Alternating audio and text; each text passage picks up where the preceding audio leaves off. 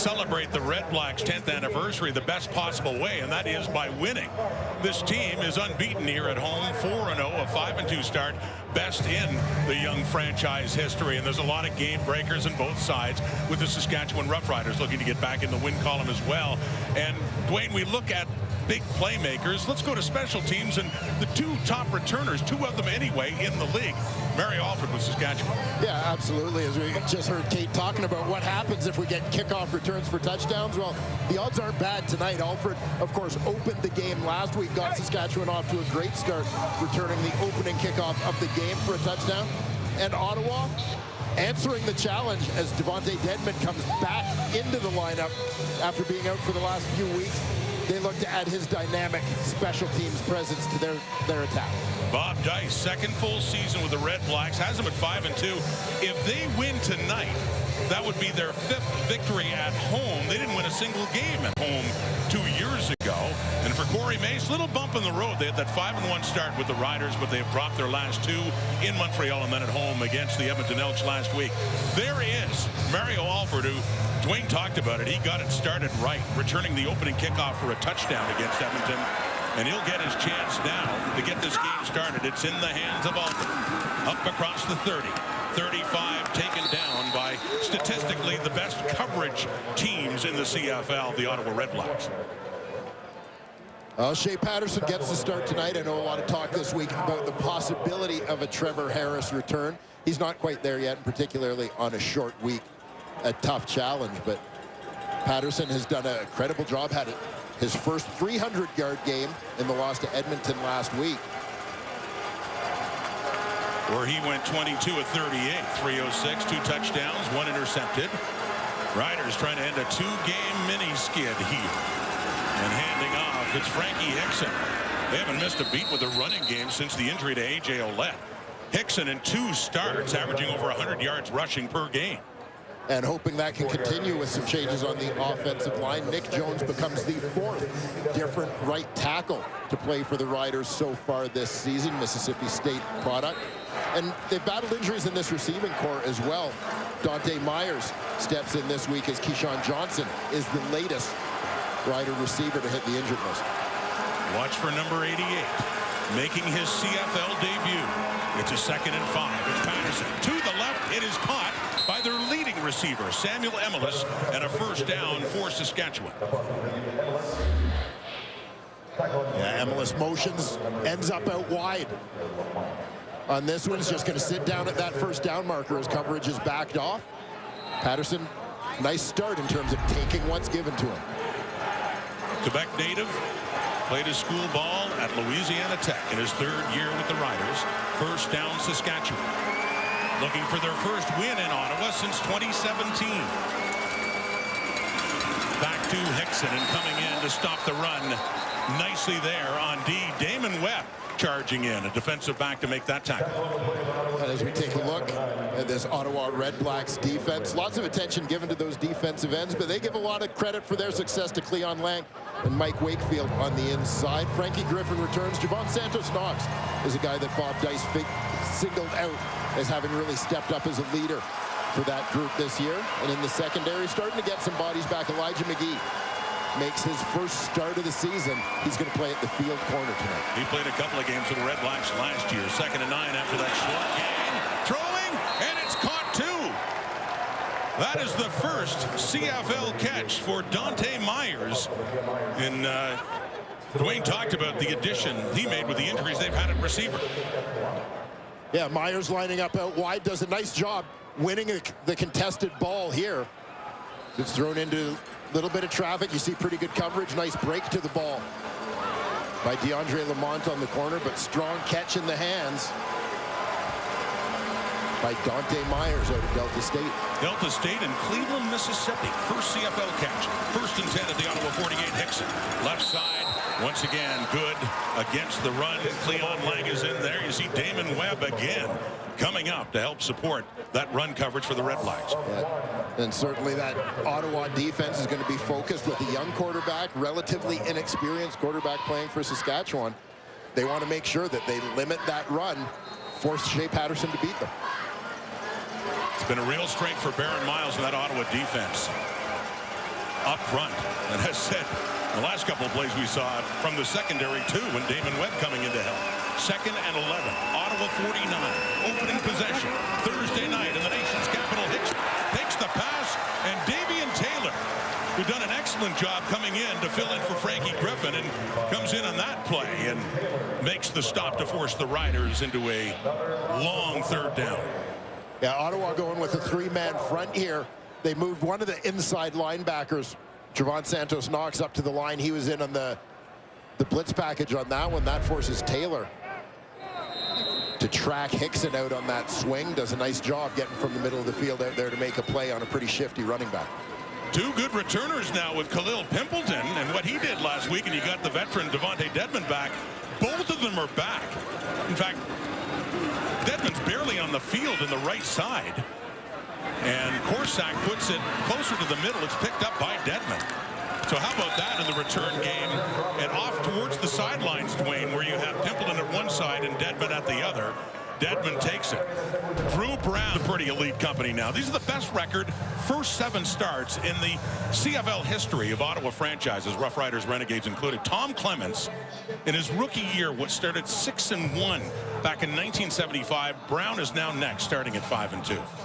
Yeah, and obviously the Ottawa REDBLACKS have sought stability at the quarterback position for the last few years. They've battled injuries, particularly to Jeremiah Masoli over that time, but you see what they're getting offensively as they starts with that stability from Brown. He has steadily looked better. He's going deep right away, and it is well overthrown. The intended target down there, Khalil Pimpleton, but too far, so a 2nd and 10 is coming up. And taking a look at that Ottawa offensive line, number 2 overall pick in 2022, Zach Pelios returns to the starting lineup at right tackle, University of Ottawa product. Justin Hardy, the most targeted Ottawa receiver, also leads the team in receptions, really emerging in his 3rd year with the REDBLACKS. There is Hardy. He's been such a steady force on their offense this year. 2nd down and 10. Brown can settle in. He has time. He completes it 2 to Hardy. Favorite target. He gets it up close to the 30, but still well shy of a 1st down. It is a 2-and-out for the Ottawa REDBLACKS.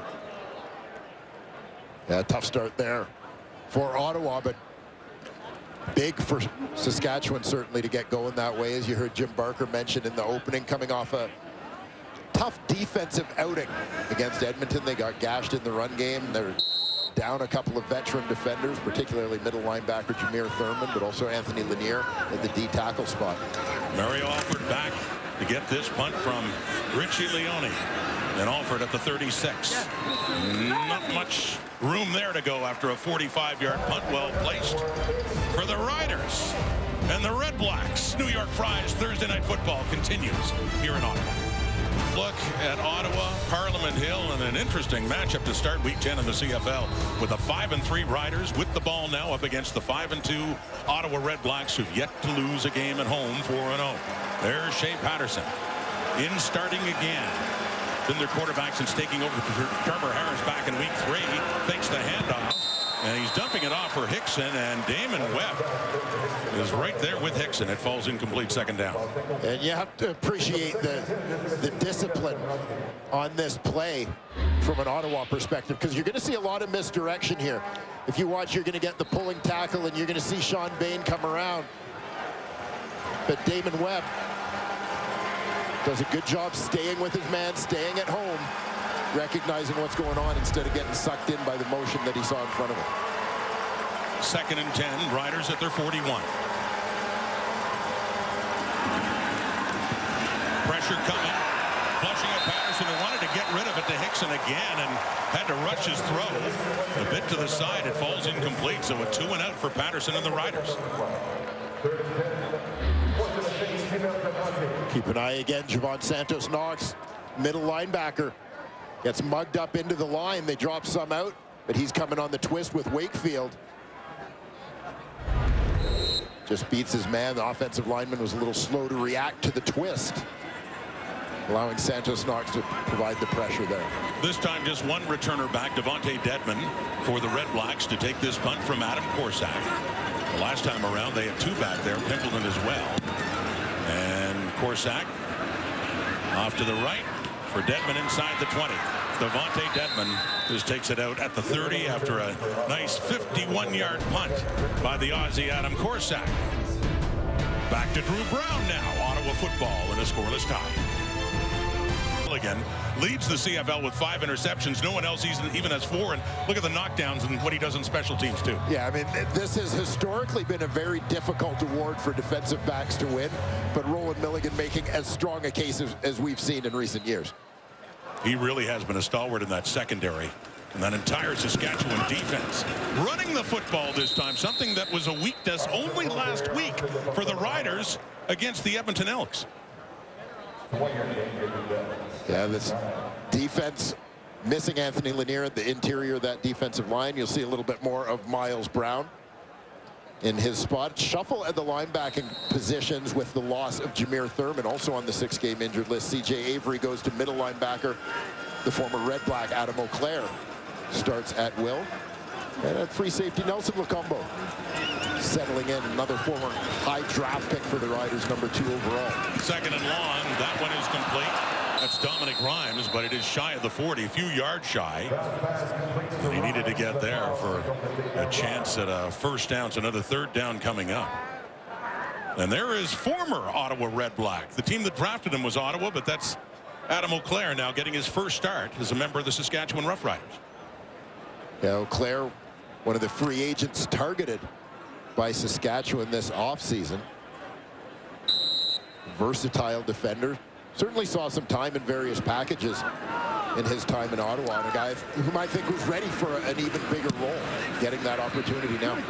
Leone the punt. Alford chased back inside his 20.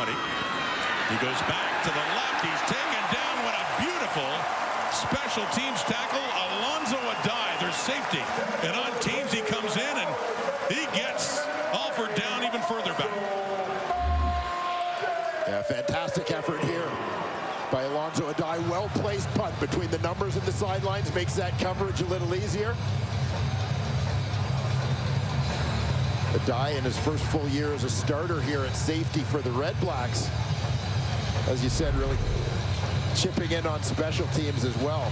Big tackle there, leaving Saskatchewan with a tough start in terms of field position at their own 12-yard line. After a 55-yard punt as well from Leone. So back, hemmed in deep, Shea Patterson and the green and white. 0-0 the score past the midway point of the first quarter. Quickly off to the right, and it is caught too by Sean Bain. And Bain has enough to move the sticks right away for Saskatchewan and buy that offense some space. Yeah, big first down for Saskatchewan. We talk about it all the time when you get this uphill battle in terms of field position. At the very least, you want to get a couple of first downs, move the sticks, swing things back in your favor a little bit in that all-important field position battle. Bain had an explosive start to the season in Edmonton. His 3 touchdowns all scored in that one game, the season opener. 1st and 10 from the 26. Patterson, play action fake. And Lorenzo Malden, in his face, it is caught, but it's out of bounds. MLS, no catch. Good catch that it was, but Malden saw that such a touching feature by Dave Naylor in the preview show, but Malden getting in there and making life difficult for Patterson. Yeah, led the league in sacks 2 years ago. Malden from his defensive end position. It's going to make life difficult. You'll see how he impacts the pass here. Just straight rush, nothing fancy, no stunt on the play. See some rain coming down here at TD Place. It's a 2nd and 10, 26. It's high, and it's off the fingertips of Emilus. And it falls to the turf, and a 3rd down is coming up. You saw Lorenzo Malden on that previous play, how him being in Shea Patterson's face obviously impacted the accuracy of the pass. This is what Malden has done this season, leading the league in quarterback pressures thus far. Also tied for 2nd in sacks. Along with his teammate, Bryce Carter. Yeah. What a 1-2 punch that's been on the ends of that red black defense up front. So Corsack back. Here is 10. away at the 15. Some heat on him as well as he does get rid of the ball. That's Dedman inside his 40. So better field position exchange here on those punts by the Redblacks and then by the Riders as Dedman gets it up a little bit closer to midfield, up near the 50. Ottawa football. 0-0 the score.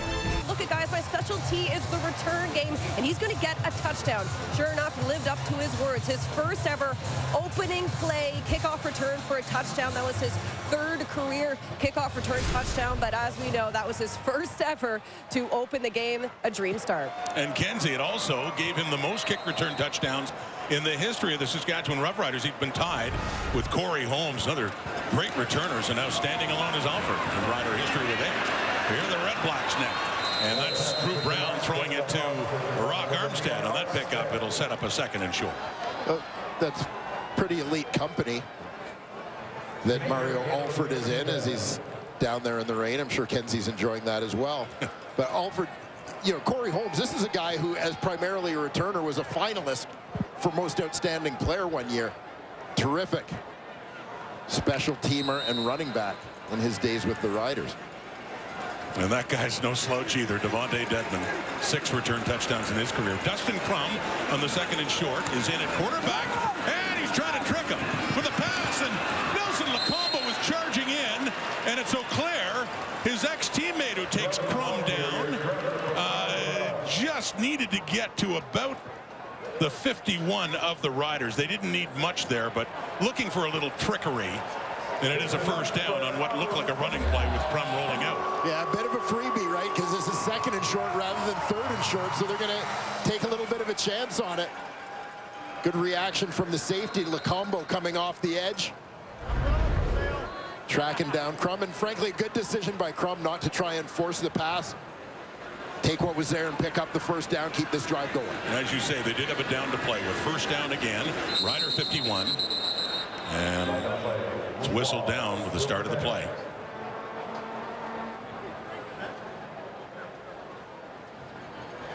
Procedure. Ottawa number 65. It's 5-yard penalty. Remains first down. As announced by the referee Tim Croker, and penalty against Ottawa, the right guard Darius Bladek.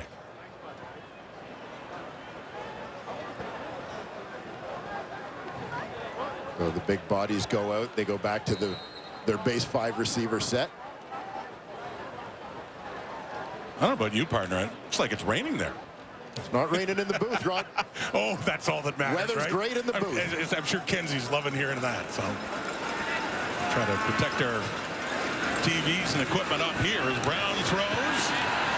And it is caught too and near another first down. Okay, Kenzie.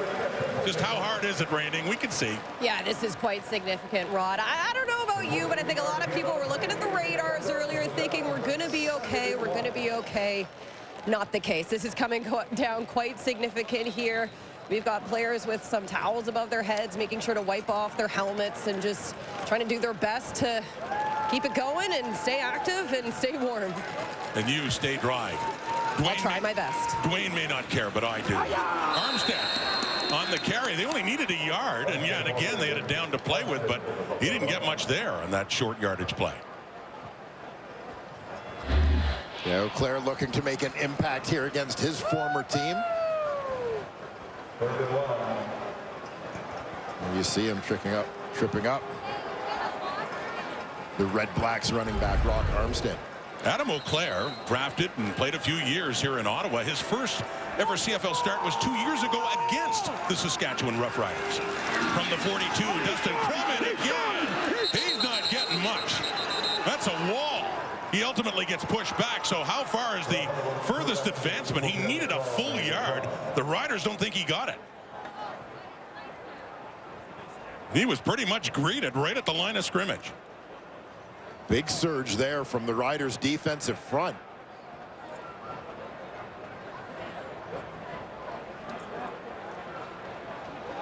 It is a turnover on down. Saskatchewan football. Rider defense rises up. Yeah, take a look. Micah Johnson's right in the middle of this. A terrific penetration. Well, looked like a couple of gaps, quite frankly, in the wedge of that offensive line that the Riders were able to take advantage of. It's on 92. Caleb Sanders in there as well. So great work by the defensive front of the Saskatchewan Roughriders, forcing the first turnover of this game. So Patterson back on up at the Rider 42. This is Ottawa been moving the ball. Saskatchewan now. Little toss inside on the sweep. It's Myers making his CFL debut. He had a catch earlier in this game, and Myers with that, I guess, short pass you'd call it, as he gets a good pickup on first down. Yeah, there you see Myers, 88, approaching his quarterback, and he's going to hit this edge with some speed. Watch him drop the shoulder going into contact. That's receiver taking on middle linebacker Javon Santos-Knox. A pretty good collision. At 13 touchdowns at Delta State, Dante Myers. In his Rider debut, 2nd and 4, the 48, caught. Clint Ratkovich has it and has a first down for Saskatchewan. And fullbacks we trust. Clint Ratkovich, occasionally used as a receiver. A couple carries for him this year as well. Nice job there. Free release to the flat, picking up the first down. And his 4th catch of the season. He has had a couple of carries. Ratkovich, seldom used fullback, but a big one there for a first down right across midfield. They're at the Ottawa 54. They're still looking for the first points of this ball game. Handing off Hickson. Driving through, and a couple of yards there, but yards are hard to come by on the ground for Saskatchewan in this one. Yeah, Frankie Hickson getting an opportunity to get in this lineup with A.J. Ouellette banged up a little bit, and he has made the most of the opportunity. You mentioned earlier, Roddy, averaging over 100 yards a game in those 2 starts, and the number that really pops is at almost 7.5 yards per carry for Frankie Hickson. He really went off. We saw that a couple of weeks ago in Montreal in the first half. It was stunning to see how well he ran against that Alouette defense. Quickly caught, and it's right back to the new receiver Myers with Elijah McGee in his first game this season with the Red Blacks on him. And it's a 3rd and short, about 2 yards short for the Saskatchewan Roughriders at the end of quarter number 1. All defense so far with some rain coming down at TD Place in Ottawa. The Red Blacks trying to, let's take a look at the top stat, the most important one, and you're not surprised to see the offensive numbers down a little bit as the defenses are taking charge. What's made an impression on you, Mr. Ford, in this first quarter of the game? Well, I think one of the big things is the Saskatchewan Roughriders D has kind of been up to the challenge. They had a difficult start in their last game against Edmonton. They went in as the league's top-ranked rushing defense and got shredded in that game for almost 300 yards on the ground. So missing some veteran guys, some veteran presence from that group, I think they've got to consider this a pretty good start. Not that Ottawa has necessarily tried to run a ton so far, but I think just showing that they are here for the battle tonight. And then when it comes to special teams, Dwayne, we're seeing this 2-man formation for returning again with Khalil Pimpleton back on one side, near the sideline, and Devontae Dedmon near the other, trying to force Adam Korsak to punt it to the middle, sending it Pimpleton's way this time inside the 10. He had a punt return for a touchdown 2 weeks ago in the Red Blacks' last game here against the Calgary Stampeders. Trying to go 5-0 at home to start. It has been 55 years the last time an Ottawa CFL team started 5-0 at home. That was the Roughriders in the final year of Russ Jackson, by the way. And that franchise went on to face Saskatchewan in the Grey Cup. The Autostat in Montreal, and Ottawa won it in Jackson's final game. So it's been a while, and Bob Dice's Red Blacks have a chance to match that if they can beat the Riders tonight.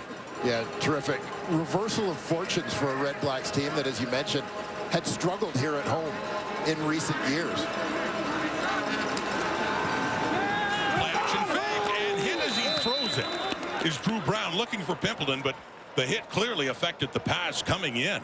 Caleb Sanders, and gets to Drew Brown. It goes incomplete. Yeah, Caleb Sanders, backup defensive lineman out of South Dakota State, is a guy that you're going to see a little more. And how about the strength? This is what we call a bull rush. Executed to perfection, just driving the offensive lineman. Got underneath them. was going to say he didn't hit Drew Brown. Well, I was going to say, does Caleb Sanders get credited with the hit on the quarterback there? The center hit Drew Brown. That's caught by Nick Martner, the rookie, with his first catch in this game, and he gets it up enough for a first down. But yeah, it was the center, Cyril Hogan-Sandon, who ended up hitting Brown in that previous play.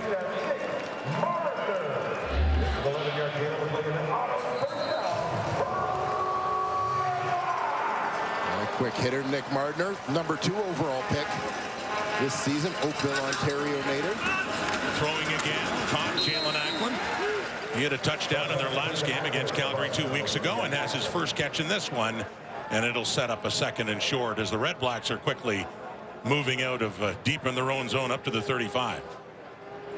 Well, and we've seen a couple of 2nd and short situations. Dustin Crum making appearances with that short yardage unit, getting a little bit creative early on. Not this time. Back to the ground game in Rock Armstead. Ottawa has not run the football much tonight, and it's a short pickup, but they didn't need much in that 2nd and short. Pick up a first down for the Red Blacks. There's Ottawa's new offensive coordinator, Tommy Condell. Spent a number of years with the Hamilton Tiger Cats in that role. His 2nd coaching stint here in Ottawa, previously with the Renegades. From the Ottawa 37, and sending it off for Pimpleton, and it just off the shoulder falls incomplete. There was a crowd about to converge on him. And the veteran Marcus Sayles recognizes this one, getting in quickly with the hit. Nice job there by Miles Brown as well from the interior of that defensive line to get a piece of that football. Wouldn't have had much in that play by the looks of things anyway. It's a 2nd down and 10 from the Ottawa 37. He has time. Brown gets rid of it deep and too far. Closest receiver there was Hardy. A flag comes out as Brown is still down. Slow to get up. That flag down in the Red Blacks backfield. Yeah, Drew Brown got hit down low here. Major foul, roughing the passer. Saskatchewan number 90. 15-yard penalty. Automatic first down. And this is what we describe as the hit outside of the strike zone, above the shoulders or below the knees. You'll see Miles Brown come around. I'm not sure whether he was under his own power or if he kind of got, not tossed in there, but Miles Brown, you can see Miles Brown kind of does a glute bridge there. He's trying to protect Drew Brown in his defense, but he goes airborne because he's trying not to get his own legs taken out when a couple of guys go down in front of him. An awful sight. Drew Brown down, especially for the Red Blacks, as Dustin Crum is warming up. We'll take a break and be back at TD Place in Ottawa right after this. 23. So part 2, Stamps Argos tomorrow at BMO, 7 Eastern, 4 Pacific time. Ottawa quarterback Drew Brown heading off and able to do so on his own steam, but limping a bit after taking a hit. Dustin Crum is in. Crum handing off to Rock Armstead. Gets it across midfield. That's on a 1st and 10 as they moved up on the penalty against Miles Brown, and that hit on Drew Brown. Another look. Yeah, you see Miles Brown, number 90, coming around, and he's leaping to try to avoid getting his own legs taken out. He knows right away that he's fallen into Drew Brown's legs, and you see how he lifts up his butt there. He's trying to get off of Drew Brown's legs. Like, that's not a guy who's targeting the quarterback, trying to go after him or take him out. It's just an unfortunate thing that happens. Earlier this season in Winnipeg, Brown got hurt. Crum came in, and he's got nowhere to go, but he doesn't go down easily. Nelson Lacombo had him wrapped up, and ultimately a sack for Lacombo. And a big play on 2nd down by the Rider defense. Yeah, you'll see Lacombo, starting safety, coming from the outside here. Unblocked man. Whether that's a bust in protection or just something that Dustin Crum needs to recognize and get rid of the football. So Mario Alford back for another punt by Leone.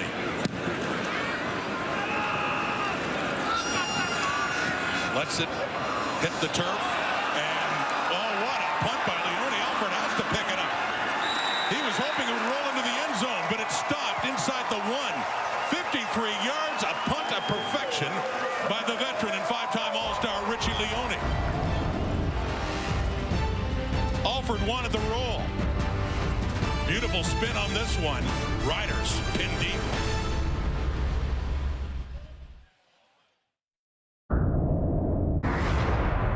CA to donate.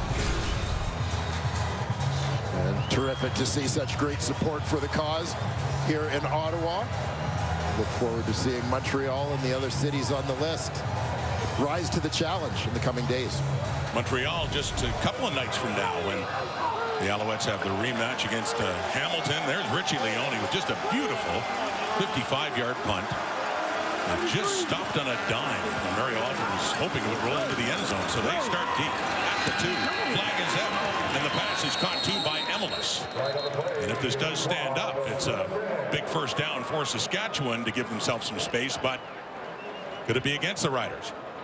Yeah, looks like offside, Saskatchewan number 15. Half the distance goal, remains first down. The receiver, Sean Bain, off the mark a little early.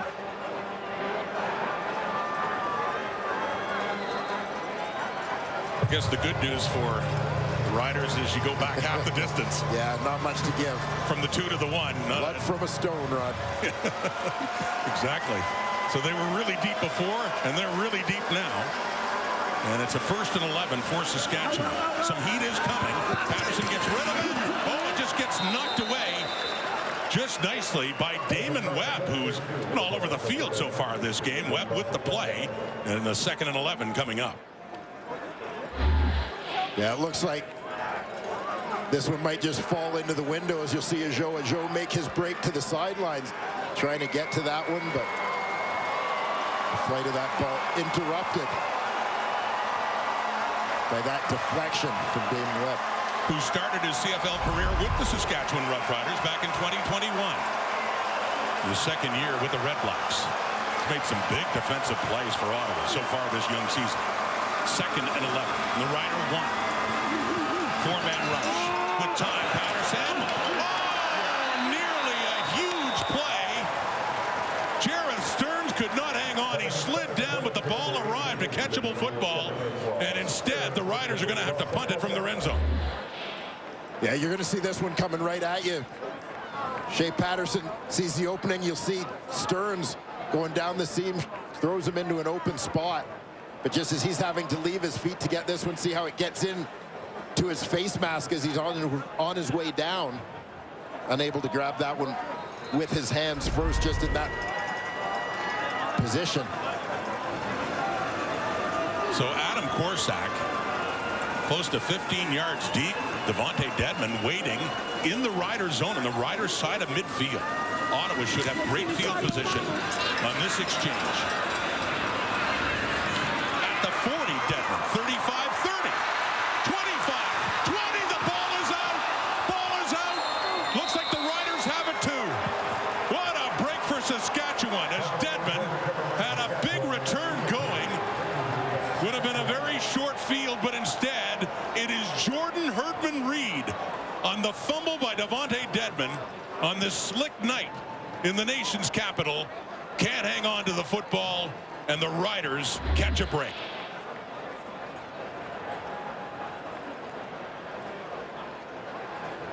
A big strip, and the Riders actually come out of this one with better field position than they had before the punt. Dedmon had something going. Kosi Onyeka right there, forcing that fumble. I say they caught a break. They forced a break. They've been the best team in the CFL this season at forcing turnovers. Well, the big one, Onyeka was terrific for them on special teams last year, fighting to get on the roster this season. So after all of that, it's as though the Riders got a first down before, because they started back at their 11 and a short gain on the ground for Frankie Hickson. Given a second chance here. Huge special teams play. Riders looking to make the most of it. As you mentioned, Dedmon had a terrific return going. Already in field goal range. with points at a premium in this game so far. We haven't had one. 2nd and 8. The Riders still deep in their zone at the 13, but they'll take it. A screen for Hickson, and it goes over his head. He was tied up with that one and turning around, and a flag comes out.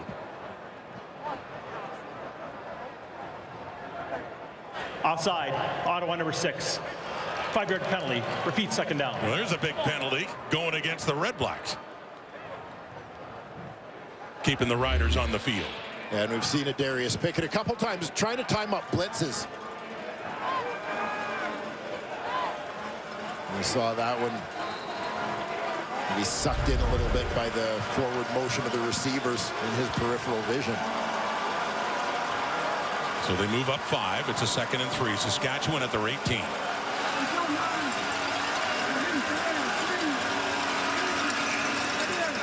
Patterson to the right for a first down. Bain has it. Sticks will move. They get it outside the 20. And a big first down for Saskatchewan midway through this 2nd quarter. Shea Patterson using the whole field here. Tossing this one out to the wide side. You see the cushion that's being given Sean Bain outside by the defender. They sit off a little bit, so he's just going to sit at that first down marker. Game's all about time and space. It's a long throw, but with that much time for the ball to get there, they're able to convert. At the 25, Frankie Hickson. And a better carry for Hickson as he gets it up across the 30, and a late flag flying out after Hickson, or just as he was being taken down.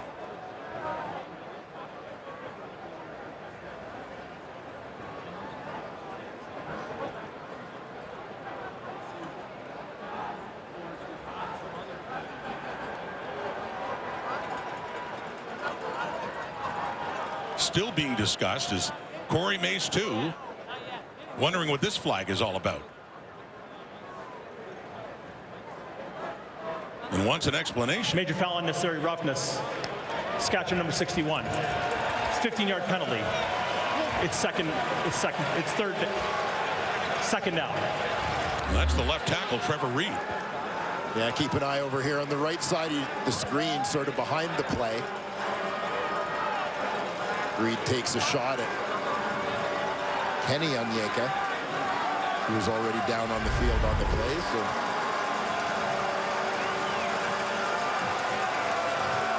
well, that hurts. After a penalty, it benefited the Riders earlier. It's a 2nd and 20 now. Saskatchewan back at their 15.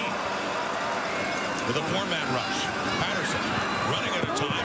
Off to the left and out of bounds. Closest receiver was Bain. 3rd down coming up. So under the circumstances before, it's still a dire scenario in terms of field position for Saskatchewan, but they'll be once again faced with punting deep, this time from about their goal line. And once again, your middle linebacker, Javon Santos-Knox, has his nose right up there on the line of scrimmage, kind of spying things, an opportunity to get through to the quarterback. He takes it, makes the big hit. And there he is, one of the dangerous returners in the CFL, just like Alford is for the Riders. You saw what Dedmon did the last time he got his hands on the ball before fumbling. Forsak with a single returner back. And Dedmon will take it at the 44 of Ottawa. 50, midfield. Here we go again. Down to the 40. And a flag comes out on that return as Dedmon had another good one after a 51-yard punt. But usually when a flag comes out on a big return, it can mean most often one thing against the returning team. We'll sort that out. Coming up, a TD Place. Has left the field, and so we see Dustin Crum now, and Jeremiah Masoli also warming up here on the sidelines. But when we saw Drew Brown come off the field, he went straight to the medical table here, just in behind the bench, explaining to the trainers, pointing at that right shin, just above the ankle and his right knee area. He was able to leave the table on his own and walk on his own accord to the locker room, so that is good news. But at this time, we have no further update on Drew Brown. Meanwhile, Kenzie, Dustin Crum calls his own number, and a quarterback draw. It's a good pickup for a first down. We know all about the running ability of Dustin Crum, Dwayne. Yeah, certainly saw that on full display as Crum ended up as Ottawa's starter for much of last season and killed a couple of teams early with his surprising mobility. Good play to let him get a little bit of confidence to get going here. From the Rider 47, scoreless tie, dumping it off to Armstead, and Amari Henderson comes in with a great open field tackle on the Red Blacks running back. And there is Drew Brown. Heard Kenzie's report. An awful sight to see the young quarterback go down the way he did. Well, we talked at the start of this game about much of Ottawa's success being tied to a little more stability, a little more experience at the quarterback position with the arrival of Drew Brown, and obviously him being healthy, quite frankly, as that had been the battle for Jeremiah Masoli over the last couple of years. Masoli, by the way, dressed as Ottawa's number 3 tonight. Crum on the 2nd and 11 is taken down. Malik Carney comes in, picks up the sack for the Riders. 2nd sack of the season for Carney. Yeah, with the departure of Pete Robertson to BC in free agency, Malik Carney, the man brought in to supply a little pass rush. Great inside spin move there by the former Hamilton Tiger Cat to get home. Still no points. 3rd and 21. And getting late in the first half, under 5 minutes now, with Leone to punt again. Mario Alford this time standing at his 10. Last time he let it drop. It rolled down with a 1. This time he takes it inside the 15 and has a return up to across the 25-yard line for Shea Patterson and the Saskatchewan Roughriders. Alford.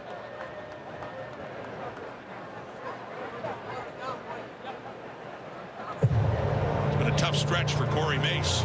As the rain comes down here 2 weeks ago, they had a 16-3 lead against the Alouettes in Montreal, and it was a 17-3 Montreal score after that. Remember, they did afterwards with a Davis Alexander on at quarterback, and Montreal ended up winning a close one, and then last week the loss to Edmonton at home. Well, you know, Corey Mace is such an even-keel guy. You know, there were going to be some ups and downs in his first season as Riders head coach, and he's looking to guide the team through this particular rough patch. From the Rider 26, it is caught and staying in is Bain. Sean Bain looked like he might just step out of bounds, had the first down, and makes a quick decision to take it up the field a little more, a gain of 20. Yeah, you'll see this ball arrive to Sean Bain along the sideline. Watch DeAndre Lamont is kind of out of control. You see him stumbling as he comes in. At first, Bain is anticipating, I think, getting hit. He knows Lamont is closing, but a second goes by. He sees Lamont flash past him and realizes he can turn this one upfield. Nice get a few sharp more. turn, yeah, absolutely, by Bain.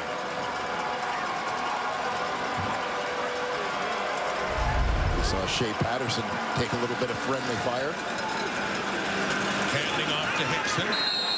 He's taken down. The middle linebacker, Javon Santos Knox, in on the tackle for the Red Blacks. Patterson looking like he might have a little bit of a hobble there. Able to stay in the game with Trevor Harris still on the shelf. Patterson is the only Riders quarterback dressed for this game who has even thrown a pass in the Canadian Football League. The other two, Jack Cohn and Eric Barriere. Yeah, you have to have a rep in the CFL. 2nd and 8. Throwing, intercepted. Santos Knox had the tackle before, has the pick now to end that drive and get Ottawa's offense on the field in the Riders zone. And the first time the Riders turn over the football, and Patterson took another hit and is slow to get up. Yeah, Shea Patterson is under siege on this one. You're going to see him take a shot from Bryce Carter as he throws this. Certainly some confusion in the receiving core as well. You see Carter coming from his usual defensive end spot. Just gets underneath the tackle. Jones beats him inside to deliver a shot. Now, a couple of Rider receivers pretty much collided with each other on their routes just to the near sideline side of where Santos Knox intercepted that ball. You know, I know it was something of a Hail Mary with Bryce Carter bearing down on Patterson, but I suspect that the confusion amongst the receivers contributed to how much that pass looked like it was thrown to no one. So back to Dustin Crum. Suddenly Ottawa ball. Crum trying to take off again. Dwayne talked about known to run last year when he was thrown into the starter's job after several QBs were injured and ran a lot back then. Milestone birthday. You got to put the birthday hat on. Go, Chaz. Happy birthday. And here's your one slide. Happy birthday. I can't believe you're 40, Chaz. Happy birthday, dear Davis. Happy birthday. Happy birthday, Ches. Or as Dwayne Ford would say, happy 65th, Chezzy. You don't look a day over 62. Setting up a screen. Jalen Ackland with the ball. Still on his feet. He broke through that and picked up good 5 more yards for Ackland on his second catch of the night. Yeah, like the play call here. Get Jalen Ackland involved in the game, but also a play that high percentage pass allows Dustin Crum to get the ball out of his hands relatively quickly, as we've seen him under siege a few times, maybe a little bit hesitant to make the read and pull the trigger. This one, he knows where the ball's going. You get it to one of your best players, and Ackland definitely making the Riders pay on that one. Down to the 31. Still no points on the board in this game. Ottawa's getting close to a chance. Crum off to Ackland again, and that time stopped right at the 31. Let's take another look at the interception, though, that gave Ottawa the football thrown by Patterson. Yeah, and I want you to really watch the number 2 and 3 receivers on this play. That's Samuel Emelis and Jareth Stearns. Almost come together. They're a little tight on their routes, as you see the two of them almost collide right here. It looks like that throws off Stearns' timing getting to the middle of the field. Badly thrown ball from Patterson, and why wouldn't it be, as he's getting buried by Bryce Carter. But just don't think he was just blindly throwing the ball up the middle. He's expecting Stearns to be there. The reason why he wasn't was just an issue with the two routes. Second and 10 at the 31. Deep look from too far for Khalil Pimpleton as it lands down just inside the Rider end zone. Now a third down is coming up, and Lewis Ward is coming on to attempt the first points of this ball game. Yeah, Pimpleton going to use that waggle and attack the middle of the field. Just a slight overthrow there. You saw Roland Milligan closing on him as well. Lewis Ward 4 for 4 last game against Calgary. 25 of 27 overall with the longest of 51. This will be a 38-yard try to be held by Richie Leone. Just inside the right hash for Lewis Ward. No! Blocked! Still no points in the board. The Riders block it.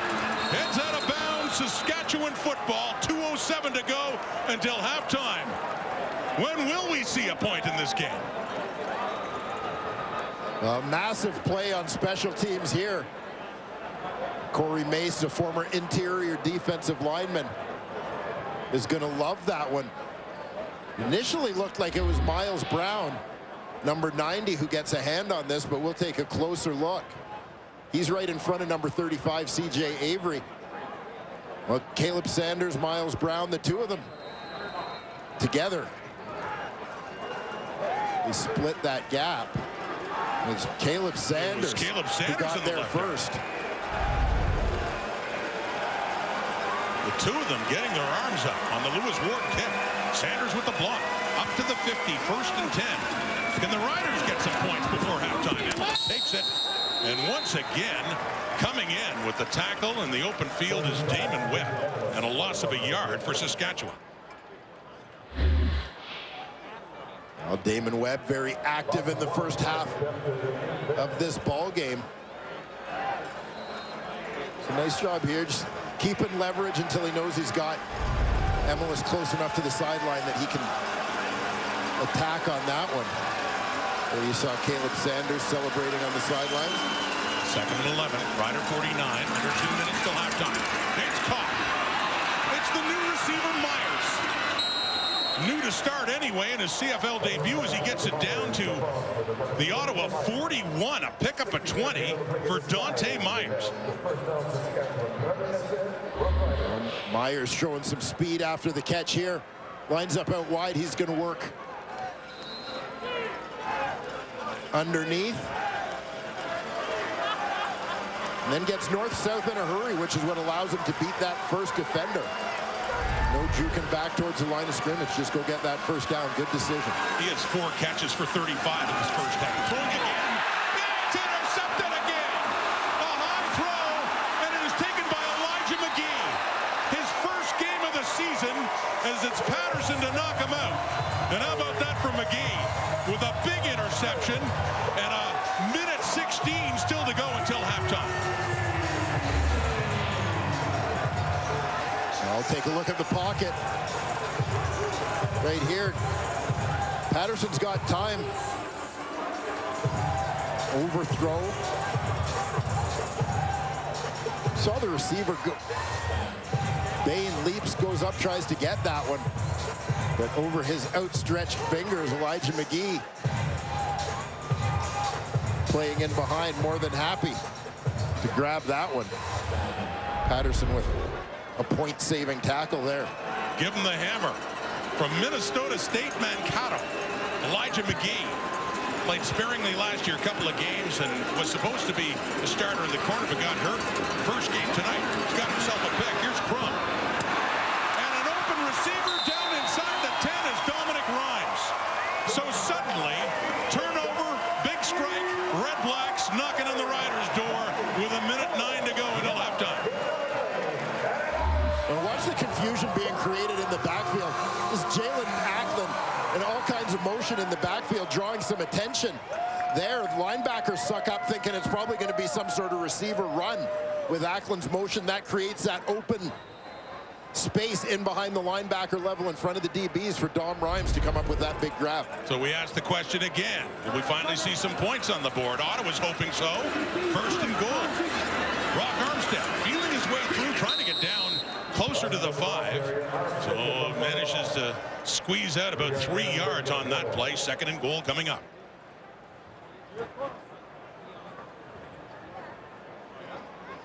Just 35 rushing yards for the Red Blacks on this night. And you almost feel a little bit of a pressure from an Ottawa point of view to get some points here, to make the most of the opportunity. The way points have been not just difficult, but impossible to come by so far in this ballgame. Second and goal at the 6, looking to the left, putting it out that way to Armstead. At the 7, nowhere to go. Oh, the Riders are all over that. CJ Rivas is there, number 1. Had some help as well to force a 3rd and goal, as the field goal unit will come on again. And you're going to see Armstead basically is just going to bubble out of the backfield. You see CJ Rivas right here from his nickel linebacker position, tracking this one, beats a block. Get into the backfield and go get in on the play. Great pursuit to the football. Right there, 5 Riders run into the ball.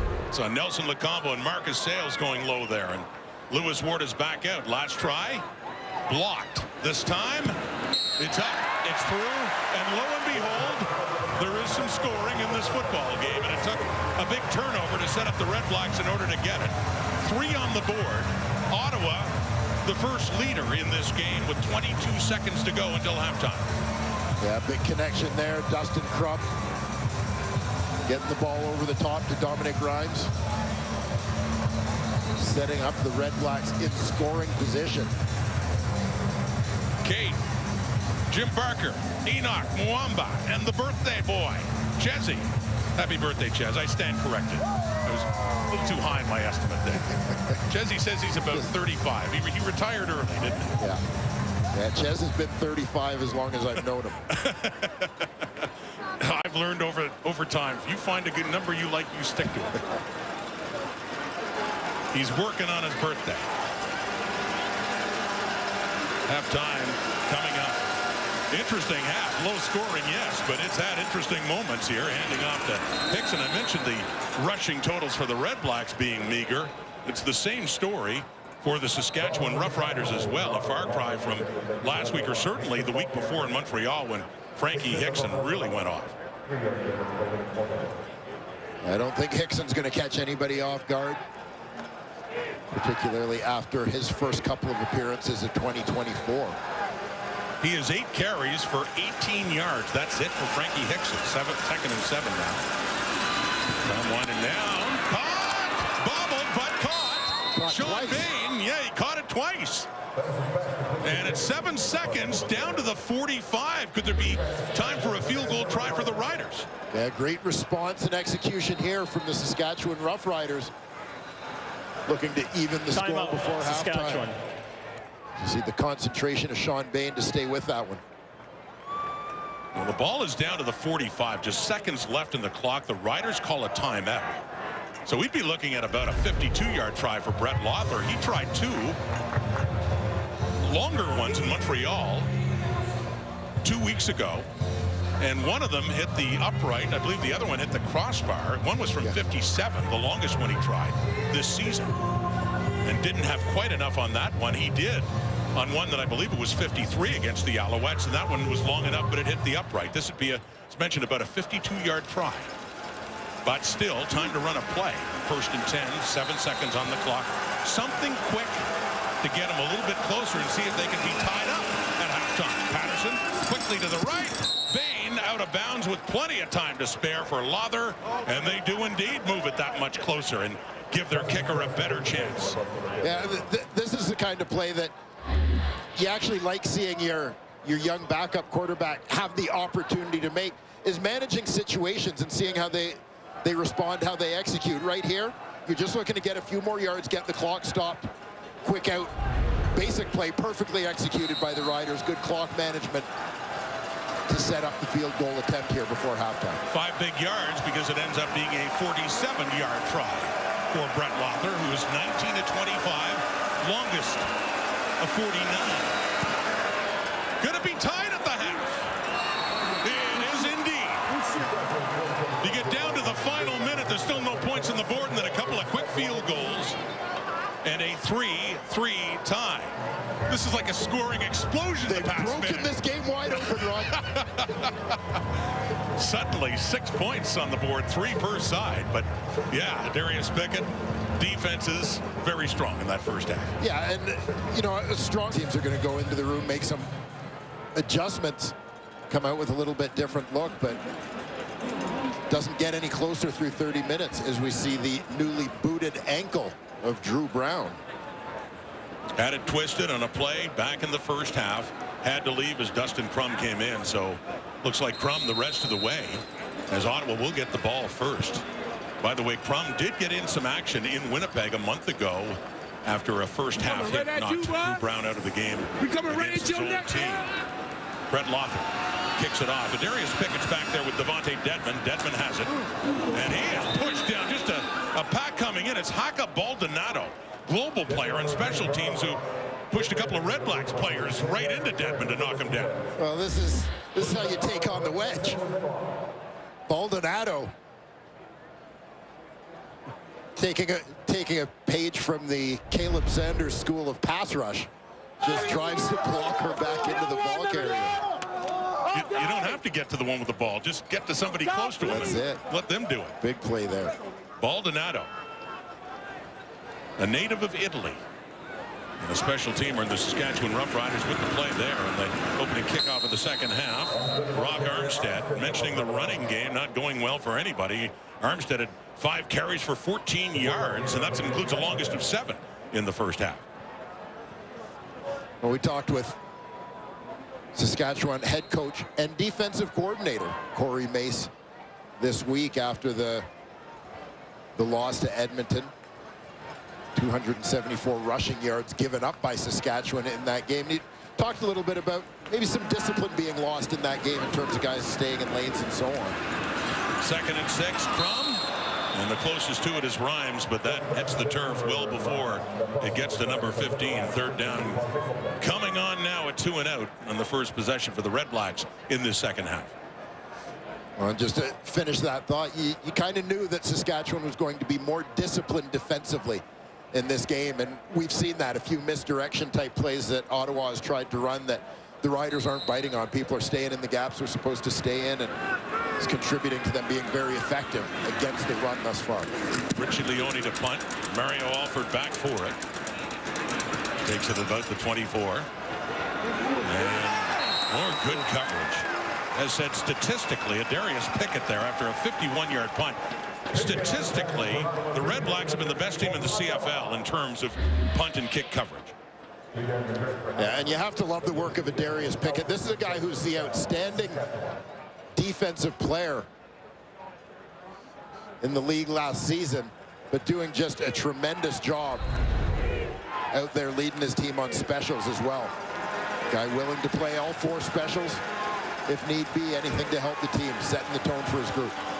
Came into the night leading the Red Blacks with 8 special teams tackles. Has one there. 1st and 10 from the 26.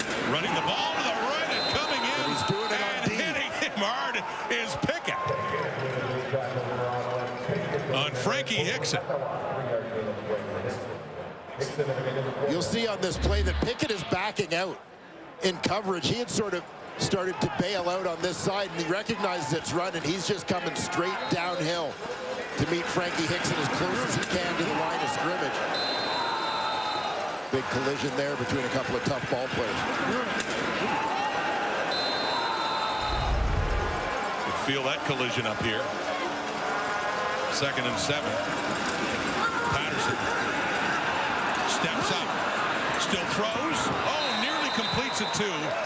Right off the fingertips of Joe. 3rd down coming up. How do you start a party? I know how Dwayne Ford would. Something like this. I'm just inviting Darius Pickett. Lowering the boom. Red Blacks happy to have their linebacking core back intact with the return of Frankie Griffin, who you saw joining Pickett on that tackle. Someone Corey Mace, by the way, the opposing head coach, knows very well. Mace, of course, the defensive coordinator in Toronto last year when the top defensive player in the East, as voted, was his linebacker then Darius Pickett. The punt by Corsack. Now that's Dedman inside the 30. Trying to make something out of it. And coming in again is Jordan Herdman-Reed after that 54-yard punt. 3-3 the score. 2nd half here in Ottawa. If you're wondering why Drew Brown is out of the game, here again is what happened in the 1st half. Yeah, just got caught in a bad spot after he threw the ball. Miles Brown trying to avoid other bodies on the ground. Ends up rolling into Brown's leg.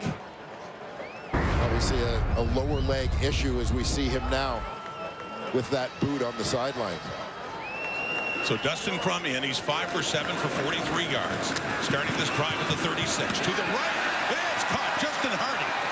Across midfield, that a quiet game so far as most offensive players have. There's a big 1st down and a pickup of 20 for Hardy.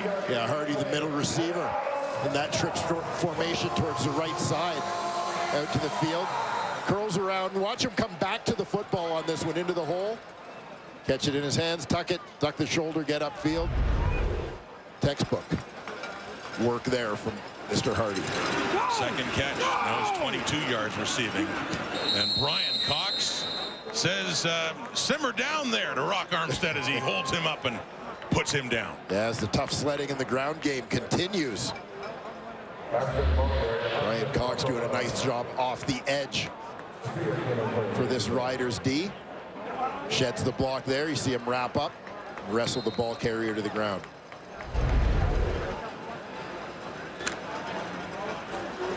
Brian Cox Jr., his father, of course. Yeah, his dad, great career as a linebacker in the dad NFL. was all right. His dad did okay. 2nd and 8, the 52. Crum runs out of it. Scrambles, and he takes a pop from Marcus Sales, but not before he picks up another 1st down for Ottawa. A pickup of 13 yards on the ground for Dustin Crum. Yeah, with one quarterback already out of the game, you may want Crum to get down a little earlier on this, but you know, he has some pretty good instincts running, even if he didn't see Marcus Sales coming for him on this one. Nice pickup there. Crum over 700 yards last season. Average over 7 yards a carry for the Red Blacks. back to throw, as he does, and it's for Khalil Pimpleton. Looks like it went in and out, and Pimpleton still sitting down and favoring what looks to be his right hand, and looks to be heading off too. Yeah, he's needs a sub. Khalil Pimpleton, excuse me, left hand by the looks of things as he takes a knee. Yeah, Pimpleton goes to the ground to try and get that one.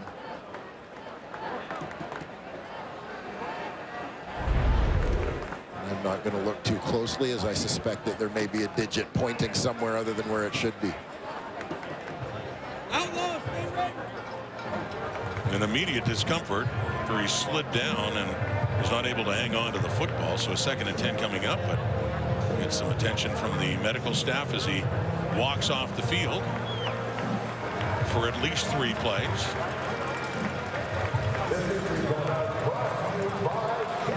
And the rookie Nick Martner coming on to replace him.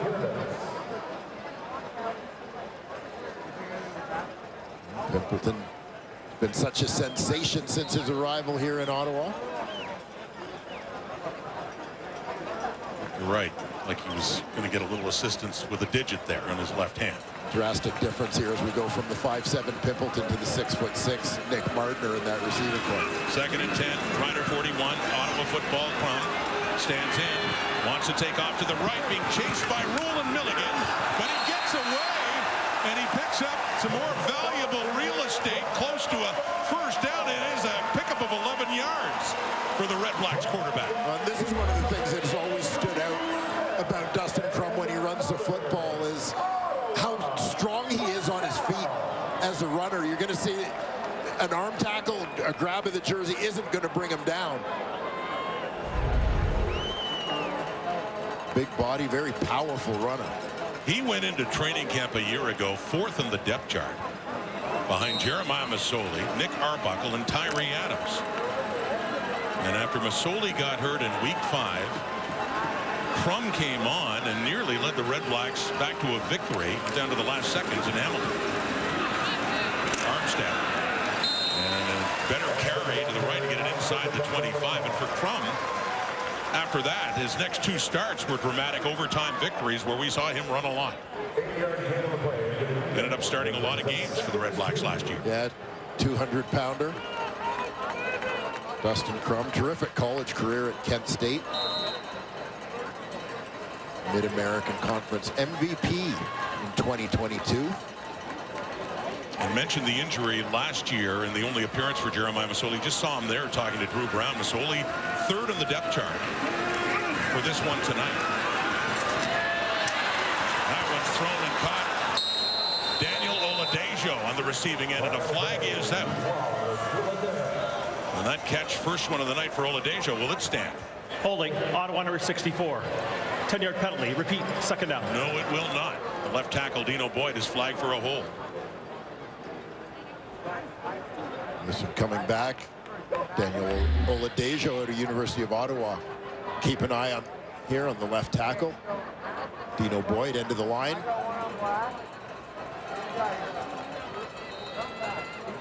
See him get the hands wrapped around a little bit on Lake Corte Moore. Local guy, Ottawa guy.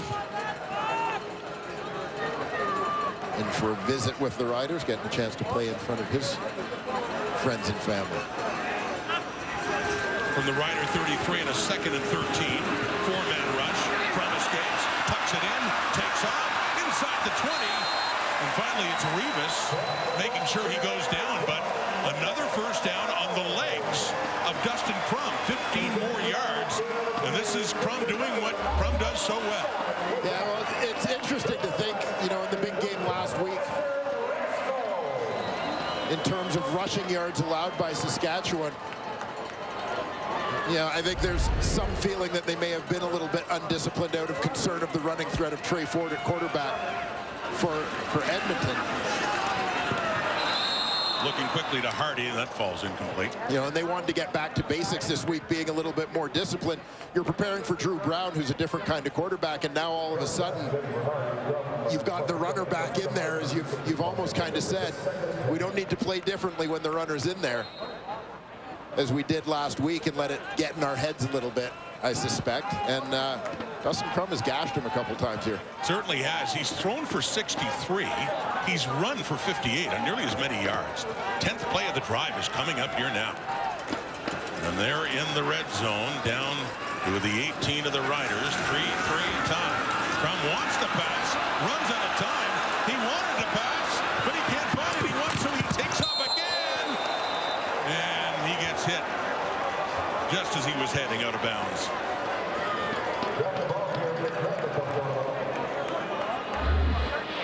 And you will remember from last season, self-preservation is not high on the list of things running through Dustin Crum's mind when he takes off with that football. He gets launched there by Amari Henderson on his way out of bounds. On his way out, but still inbounds on that one, and the hit by Henderson. So Lewis Ward, his first attempt was blocked. Then his second one in the final minute of the half was good. This is a 22-yard try to give the Redblacks the lead again. Blocked again. Second time of the night. They're getting their heads up in the middle of the line. Was that Sanders again? He had one. This has been a nightmare on special teams for the Redblacks, who have seen 2 kicks blocked. Hands up. Works again. Denied by the green and white. And it remains a 3-3 tie here in the third. Look back at this most recent blocked field goal. The buttocks that you see just inside the right goalpost belong to Miles Brown, the man of the moment, denting that offensive line, getting a hand up. And here he is. Just over the nose, you can see the 0 of his jersey. See how he drives back the man in front of him. Dents that line, gets a piece of it. Big play to take points off the board. Taking 6 off the board, possibly for the Redblacks. Emelis with the catch, too. Quickly, Patterson goes to him up across the 30, and a first down for the Riders. Now, I have memories of words echoing in my head from early in my career. Tom Higgins was our D-line coach in Calgary, and in special teams meetings all the time. One of the things he talked about was on field goals and extra points, not taking those plays off. And he would always end it by saying, you know, talking about, let's dent the line. We're going to get one. We're going to get one. And that's it. You go hard on all of them. You're going to get some before the year's out. 2 tonight for the Riders. Well, they're getting their fair share. Joe, it's in the hands of Alonzo Adai. It looked like it went incomplete. Adai with the ball. A turnover by Saskatchewan. Got to have another look and see what happened here as the Riders take this ball back. Yeah, Joe has the in route here. And as he looks like he's thinking about making a move before he has possession of the football. That one tipped off his hands. You can see clearly Alonzo Adai gets the hands underneath this one for a big INT. His second interception of the season goes down near the field, but hangs on, gets up untouched. Ottawa football. One big play on special teams, quickly followed by another one on defense. Alonzo Adai's safety for the Ottawa Redblacks, staying focused on that ball after it goes off the fingertips of the intended receiver, Joe, his second interception of the year, has the Redblacks in immediate scoring position. So Ottawa, after having another field goal try blocked, immediately get it back in that interception. And Crum is looking to the end zone for Hardy. Coverage is there by Sales. Right with him, stride for stride. And great work there by the Rider corner, Sales. Yeah, Marcus Sales. Nice pickup for Saskatchewan at the end of training camp after he was let go by the BC Lions. But a nice fit, playing halfback most of his career, but taking over at the field corner spot here for the Riders. Perfectly positioned on Justin Hardy on that play. Started his career in Winnipeg, had some good years with the BC Lions, who let him go in training camp, and he signed on with Saskatchewan. 2nd and 10 at the Rider 21. Ottawa in scoring position again. See what they do with Crum. With someone in his face, he gets rid of it. Amari Henderson nearly had himself a beautiful interception right down at the turf, but it's incomplete. Third down coming up. A big second down play there from the Saskatchewan Roughriders defensive line. You see big Micah Johnson going to work to get in the face. And so Crum just 1 for 6 here in the second half is, well, take nothing for granted right now. I'd normally say there's a chip shot for Lewis Ward at 28 yards, but he's had 2 of his 3 kick attempts blocked. Watch for Sanders and Brown. Up it goes. Can't take it for granted tonight, but Ward goes 2 for 4 in the field goal department, although a flag is out in the red-black backfield. Will sort finding his ways here tonight, and the second half has been an advantage for the Red Blacks. You look at their last 6 games, and the Ottawa Red Blacks have never been outscored in the second half. Kenzie Bob Dice speaking very glowingly about the input that Colonel Gasparotto has had, the influence he's had on that team. By the way, there were coincidental penalties, if you will. So it does start at the 40. That field goal was good by Ward. It is a 6-3 Ottawa lead. This low-scoring affair in the nation's capital. Saskatchewan ball, Jared Stearns. He has it. And on that short pass and good yards afterwards, gets it up near a first down around the 50 for the Riders. Yeah, and it'll be interesting to see if the Riders stay with this kind of play. Little play action, quick hitter, get the ball out of Shea Patterson's hands early. Get it into the hands of their playmakers, let them get some yards after the catch. Take a little bit of the pressure off of Shea Patterson. Let the receivers make the plays. And they have it down to play with here. It is second and about a foot away as Patterson stays in. Short yardage, team in. Tries right, jumping in to take him for a loss. The Red Blacks. What a play by Pickett, who's had a few big ones here in the second half. But Darius Pickett shot in like he knew it was coming. And we go from second and short to third down and punting. Absolutely monstrous play from Darius Pickett coming from the right side of your screen. Again, East Division most outstanding defender last year. And I'll give him lots of credit for the play for coming downhill in a hurry, but that's a mistake in the blocking scheme. He got missed. Korsak, the lower punt, hits the turf, takes a bounce down to the 20, trying to draw the no yards is Devontae Dedman, who does get the extra 15 yards as he just waited it out. But Darius Pickett, we saw him to start the half in special teams, big hit on defense, and then a big play here. No yards. Saskatchewan number 32, 15-yard penalty, first down. Fantastic effort by Darius Pickett. Setting the tone here in the second half for Ottawa. And this is a lot of the reason why they brought him in. Guy coming over from a 16-2 Toronto team last season. Obviously a tremendous year himself. See his numbers so far this season. Looking for a little more leadership, positivity, a little bit of swagger, quite frankly, on the defensive side of the ball, and Pickett certainly supplies that. He does, and Dominic Rhymes, too, a leader brought in on offense, and good additions there for the Red Blacks. Pickett certainly has been, and there's Rhymes on the catch. Second leading receiver coming in for the Red Blacks in this one.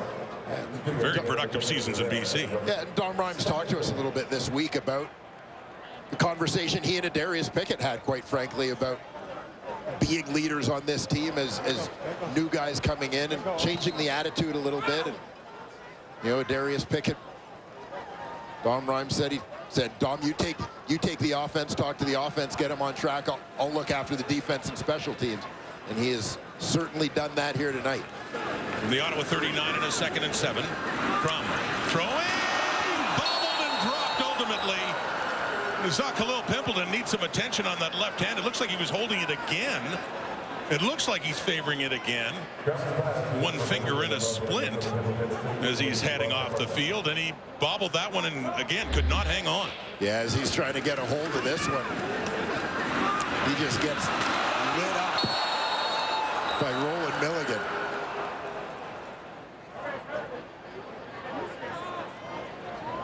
Just as he thinks he's finally got the ball, Milligan has another idea, separates him from it. See the wrap on his left ring finger, and he heads off. Punting unit heads on. Leone does get rid of it for Alford. Takes a hop. Alford did this before. This time he gets the result he was looking for. The roll into the end zone to give up the point and make it a 7-3 game. The last time he tried that in the first half, it ended up lying right at the 2-yard line. Let's get an update on Shea Patterson now from Kenzie. Yeah, Rod, hands seem to be very much a topic of conversation here. Shea Patterson, after taking that big hit, head off to the sidelines and seemed to be bleeding on his right throwing hand. And so he just saw medical attention here, whether it's a quick Band-Aid, a quick spray, but just favoring that right hand a little bit. Did a few throws here on the sidelines and now back with the group and out on the field now. But we'll keep watching to see his hand. He's been taking quite a few hits tonight here, so he's powering through. It's been a tough night, Kenzie, with the weather being what it is. And these defenses, especially with all the tough hitting, it's a hard night on quarterbacks. And he hasn't made it any easier, has he? Darius Pickett. It was an 80-yard punt, by the way, with that roll by Leone. So they got the Rouge. It's a 7-3 Ottawa lead now. Saskatchewan ball, though, in a much more favorable place, starting at their 40 for Patterson. Quickly off to Ratkovich. The fullback, Clint Ratkovich, with his second catch of the night. He picks up about 5 more yards. Darius Pickett at the line of scrimmage, behind the line of scrimmage, in coverage. Pretty good chance he's going to be involved in the play. Started his career with the Montreal Alouettes in 21 and 22. Signed as a free agent with the Argos in 23. East nominee for Defensive Player of the Year, and a free agent again, moving over to Ottawa. Patterson, 2nd and 4 after Ratkovich, and that 6-yard pickup at the Saskatchewan 46. Riders trailing by 4. 4-man rush with time. Deep left. Coverage is there. Elijah McGee was right with Samuel Emilus. Step for step. Knocks it down. 3rd down coming up. And it looked on this one like the throw might have just been a split second late, allowing McGee to close and make a play on the football. You see it hang up there a little bit. Emilus with a step in behind the Ottawa defender. McGee already with an interception, and this one got his hands on that one as well. Started the season in the 6th game, injured list. This is his first game of the season tonight. He's had an impact. I mentioned that pick earlier. Punt by Corsack and off the hop. That was taken by Dedman with no room to run. Roland Milligan right there to greet him. From the creator of Letterkenny, don't miss new episodes of hilarious and hard-hitting comedy sensation Shoresy. Stream now, only on Crave.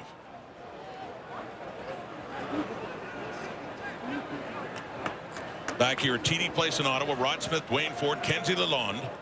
In a low-scoring, hard-hitting game between the Riders and the REDBLACKS. 7-3, Ottawa leads it.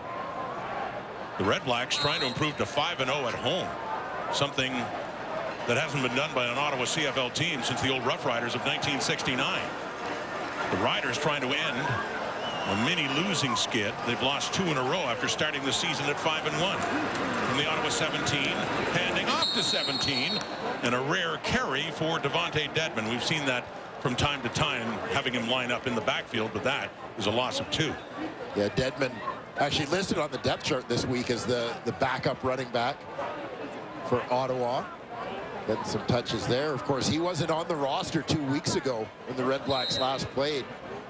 Raquel Armstead ejected from that game. Braylon Addison ended up having to take some reps at running back. Addison on the injured list this week. But a little limited in terms of options at the running back position right now. He stays in to protect. And there's not enough protection by Ottawa for Dustin Crum, who is sacked. taken down by C.J. Avery. Their first year weak side linebacker is actually starting in the middle for the injured Jameer Thurman. So he comes in. He gets the sack. Ottawa has the lead. Saskatchewan about to get the ball back.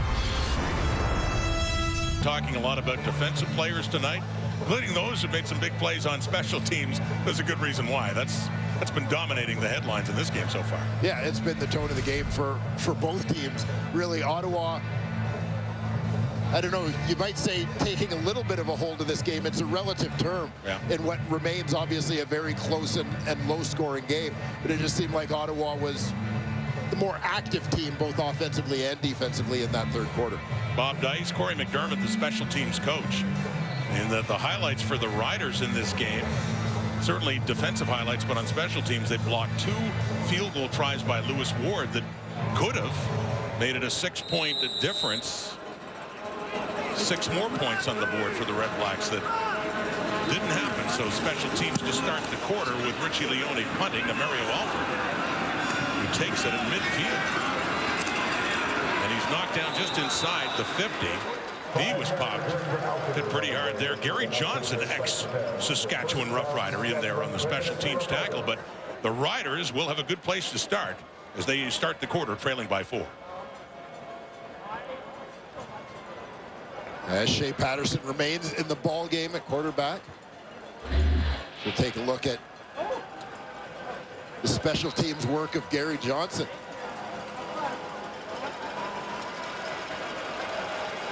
Coming in low, wrapping up. Bring down the elusive Mario Alford. Riders start the quarter in need of generating some offense here. Frankie Hickson. Yards at a premium on the ground for both of those teams, and that theme just continues. The running theme. Running defenses, and very little for Hickson on that play. Yeah, Frankie Hickson took this handoff with some speed, accelerated to the line. Just hit something of a brick wall in the form of the Ottawa defense. There's its architect, Baron Miles. Hickson, outstanding DBs in the history of this league. Oh, he certainly was Hall of Famer. Hickson, 21 yards, that's it, on 10 carries. Throwing, Patterson. Oh, it's caught. Beautiful throw, and Mitch Picton has his first catch of this game, and it's a big one for the Riders. Down to the Ottawa 25. Yeah, Mitch Picton has become the senior member of this Roughriders receiving corps. So reliable, University of Regina product. Now in his 8th year in green and white. Plays beautifully just beyond Damon Webb as Picton went up for it, and that Patterson likes that. Big offensive play to Mitch Picton. So down to the 25 of Ottawa. Here come the Riders. To the right, that's caught. Down closer to the 20. That's for Samuel Emelis, so pick up of 4 more yards for the Riders. May have just seen the graphic there on Mitch Picton. Speaking of University of Regina products, there's one of the great quarterbacks in their history, Mark Mueller, now the Roughriders offensive coordinator, doing a tremendous job in his first year in that role. A chance to come home after really cutting his coaching teeth with the Calgary Stampeders. Their OC, 2nd and 6. Saskatchewan, the 21, near the first down marker, and that is caught. It's complete, and it is just shy of a first down. It's Dante Myers, who's playing his first ever CFL regular season game with that catch. Yeah, Myers lined up out wide here, is just going to get up to the first down marker. Again, corner is sitting off.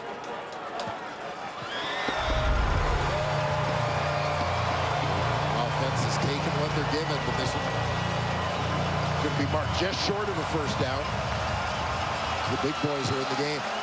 They are, and the last time they were in this situation, in the third quarter, Darius Pickett shot out and took Shea Patterson for a loss. They go straight ahead, but they're not getting much. Needing to get to the 15, and it doesn't look. If the Riders got it, it would be barely. again, as always, see the spot of the ball, but he was pretty much met with a red-black wall. Ottawa likes the spot. It's a first down and a turnover on downs. As the Riders again, in short yardage, cannot get it done. This time a slight. Just love the shot straight down the line on these short yardage plays. Just kind of see who's winning the line, who's getting into the other team's territory. And here you can see it's the black jerseys of Ottawa coming across that line far more than the white jerseys of Saskatchewan. You know, a Saskatchewan offensive line that, in fairness, has been hammered by injuries. 4 different starters at right tackle, 3 different onto their 3rd different starter at left guard this season. It's Rock Armstead. And that's Sanders. He's had a big game and takes him down for a loss. As both defensive fronts have just been ruthless on the running games of these teams.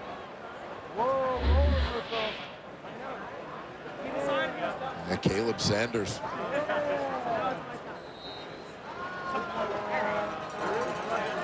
All too frequent a presence in the Red Blacks backfield here tonight. He is the man who blocked one of those Lewis Ward field goal attempts. 2nd and long, they line up and rush 3. Crum dumps it down to Armstead, runs it up to about the 25. It's going to be close. It'll be very close to a first down for Ottawa. Get to about the 25 and a half, and they say he did. The sticks do move, and the Red Blacks along with them. With the Rider player slow to get up. This is a nice effort from Rock Armstead. First of all, having sort of a sense of where that first down marker is when he catches that football, that he knows he's got to fight for that extra yard or two. Took a peek at the sideline right away after he was brought down.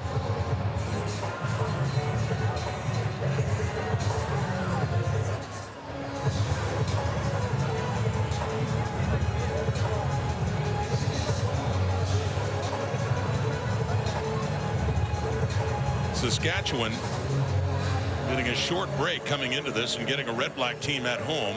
The bye, there's Amari Henderson, the injured corner for the Riders, who gets an escort off. Injured on that play. Yeah, challenging stretch of the schedule, no doubt, for Saskatchewan. Rod, 2nd trip to the Eastern time zone in 3 weeks, and making this one on a short week. Quick turnaround, as you alluded to. And just like getting the Red Blacks coming off a bye, they got the Alouettes coming off a bye 2 weeks ago. So not a part of the scheduling I'm sure Corey Mace adores. Nonetheless, they play the games. They're down by 4. It's an Ottawa football at the Red Black 25, 7-3. Crum with time completes it to Daniel Oladejo. That's his first catch of the night. He had one earlier negated by a penalty. One of the young receivers, young Canadians for the Ottawa Red Blacks. Yeah, Oladejo taken by Ottawa in the 2nd round, end of the 2nd round, 2023.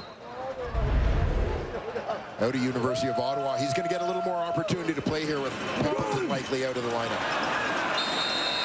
Back running at 2 on a 2nd down and short, and getting enough again for another Ottawa first down up across the Red Black 35 is Rock Armstead.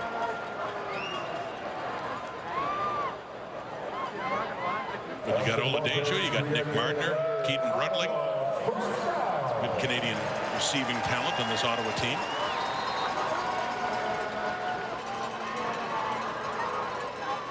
Oladejo is one of those guys who really kind of popped at the 2023 CFL Combine.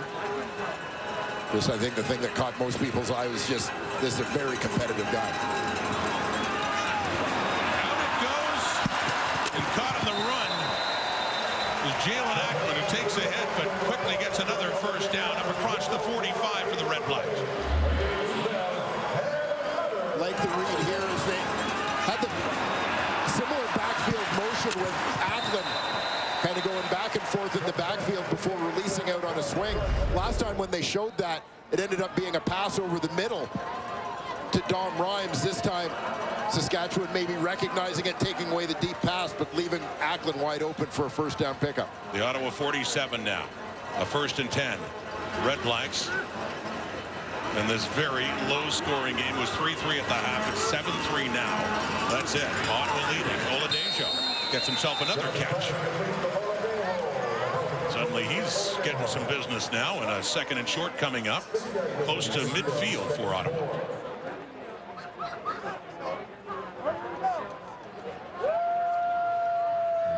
The Red Blacks putting together what has honestly been one of the better sustained drives of this ball game so far. We've talked a lot about the defensive struggle. Red Blacks just kind of nickel and diming their way to first downs here. 2nd and 4. And Armstead has the 4, and he has more. So Ottawa's offense, on a night where offenses struggled along against these defenses, finally has something going to work here. A 10-yard pickup after the catch for Rock Armstead. Yeah, you see Armstead with the free release out to the flat on the right side. The blocks are set up for him, essentially a screenplay with that wall of receivers. Hardy, Rhymes, Mardner, all doing a good job taking on their men. Armstead sets it up, cuts inside to pick up another Red Blacks first down. Nice execution there. Devontae Dedman in at running back and then heads out to the slot. The backfield clears and goes the other way to Ackland. And more good yards after the catch. Jalen Ackland taken down, but suddenly Ottawa's offense, led by Dustin Crum, is coming to life here.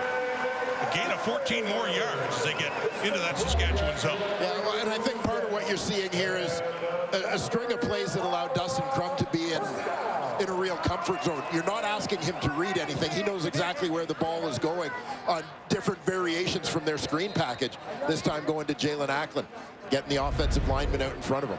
6 straight completions for Dustin Crum, who's 13 of 20 for 128. And ran the ball a lot when he first took over for the injured Drew Brown. He has 8 carries for 61 yards. But throwing a lot now. Play action fake. Takes off to the left. And he throws that one out for Hardy, who's standing just in bounds. He catches it. Looks like he picks up about 4 yards there for the Red Blacks. Yeah, Hardy out wide is kind of waiting for this one. As you're going to see in the backfield, fullback comes across and releases to the flat. That looks to be the primary receiver, but the Roughriders get that covered. C.J. Rivas picks up Gosselin in the flat. But they give Hardy a little bit of a cushion there. Crum throws it out there. Get into 2nd and medium. You knew he'd be paying a bit of a price there. Off into the signage. Faking that handoff and throwing it back for Ackland, and Roland Milligan hangs on long enough to prevent Ackland from getting any further after he caught the ball. One of many great defensive plays for 0 Saskatchewan Milligan. Yeah, combination of a couple of things. I mean, this is, first of all, what we talked about in terms of discipline from Saskatchewan in this ball game. Milligan is going to stay at home because you're going to see Ackland in the backfield. He's moving around. He's doing different stuff. The flow of the play is coming out to the right. Ackland sneaks out the other way, but you see Milligan already sniffed out what's going on. Seen a bunch of different screen type plays on this drive. He recognized what was coming. Got a good jump on the football. A good job to make that tackle in the open field. Lewis Ward on to try a field goal for the 5th time in the night. 2 have been blocked. 2 have been good.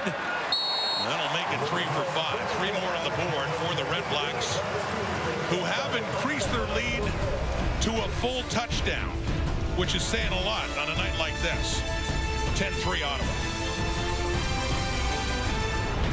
Here in the nation's capital after Ottawa had a 10-play, 68-yard drive, resulting in a field goal that puts them 7 points ahead. Shea Patterson back in, faking the handoff and throwing it to Samuel Emelis up at the 45 for a pickup of 5 yards. There have been no touchdowns scored in this game, Dwayne, and the way things are looking time-wise under 5 minutes, looks like Saskatchewan's going to need a touchdown to win this game. Yeah, certainly, especially the way that Ottawa was able to maintain possession of the football on the last drive. Even if they didn't come out with points, they hurt the Riders with the time that they soaked off the clock. Shea Patterson, the Rider 46, completes it again to Pickett. Another catch for Picton at a 20-yarder the last time out.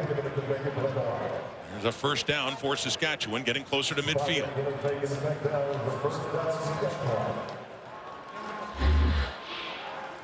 Darius Pickett has had a big night tonight for Ottawa, particularly here in the second half.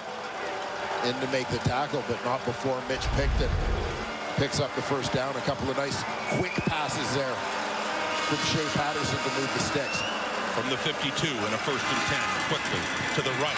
Caught Emelis across midfield, and good work to spin around and pick up another few yards. It'll be a second and about 3 or 4 coming up here for the Riders. Well, we talked about Ottawa getting into Dustin Crum's comfort zone with the play calling on the last possession. Looks like Saskatchewan in a very similar mode here for Shea Patterson, just letting them get the ball out quickly. 3-step drop and fire. It's the 6th straight start for Shea Patterson. The Riders, ever since Trevor Harris's injury, Harris expected to come back soon. That one's caught. That's Myers again in his first night in the CFL, and another first down to the Riders offense coming to life now in the Ottawa zone. A gain of 12. Again, neither team really pushing the ball downfield here late in the 4th quarter, but finding some success, nickel and diming. Being patient offensively, taking what's given to them. This will be the last play before the official 3-minute warning. And the heat is on Patterson. Lorenzo Malden chasing him. Rolls out to the left. Throws it downfield. Picked in the closest receiver. McGee is there for Ottawa. It is incomplete. And a second down coming up under 3 minutes. Riders need to drive in for a touchdown. Edmonton tries to get something going after the big win in Saskatchewan last week. Ottawa trying to fire up this crowd at TD Place. Looking to improve to 6-2 and 5-0 at home. 2:32 on the clock, and the Riders essentially need a touchdown. 3 to the right. Shea Patterson looks that way. And back caught. Myers, with his biggest CFL catch on his opening night, gets it down to the 5. We got a 1st and goal coming up here for Saskatchewan. And Myers is just running right down the rail here. Outside release and go. And Patterson drops it in there. Safety Adai is trying to get out to the sideline to help as Myers gets a step on DeAndre Lamont down that sideline. Myers making a heck of a case to try and stay in that lineup. Is he ever? His biggest catch so far, his first night. 6 catches, 62 yards. That one, 35 yards. It's down to a 1st and goal at the Ottawa 7. And they need the end zone. No team's been there tonight. There's a long, knocked away brilliantly. DeAndre Lamont. 2 receivers out to the short side of the field. You're going to watch Lamont, number 38. Great drive to the football. Looked like that one got through him to the hands of the receiver, but enough of a distraction that Sturts was unable to pull that one in. So I said knocked away. Actually, no, but yeah, got right in front of it. It went through, intended for Stern. 2nd and goal. Ottawa 7. End zone look. Picton and Sean Bain is wanting a challenge on this. They want Corey Mace to have the command center take another look. Well, we'll take a little closer look at this one as Patterson throws this one across the middle.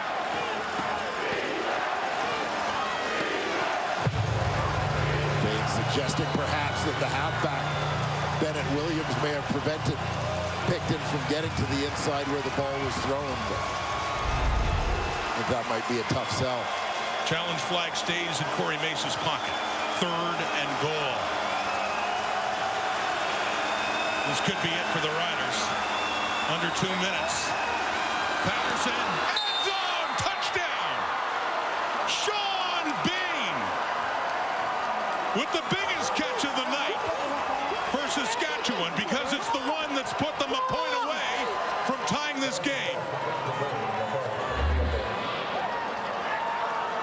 Well, Bain ends up wide open on this one. Decent protection allows Patterson time for this one to develop.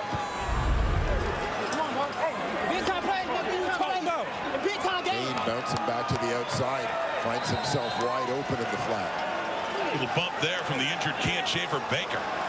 Sean Bain, the first touchdown for either team on the night. It's a big one for the Riders. And Brett Lother, who pumps through that extra point. And we got a tie ball game with 1:53 to go here in the fourth quarter. Wide open. On a night where it's been tough sledding for the offenses. A big one there for Corey Mason. Sean Bain with the only touchdown of this game, and it's allowed Saskatchewan to tie the Red Blacks late. Ottawa either been tied or Ottawa led most of the way in this game, but back to a tie. And 1:53 in the clock. Devontae Dedmon with the ball at the 10. Here the hitting going on, and Dedmon nearly tripped up, and a flag comes out. You could hear the hitting, but you saw Ryder in coverage stick a leg out on Dedmon, who nearly tripped, and shortly after a flag did come out. And a player is down for Saskatchewan.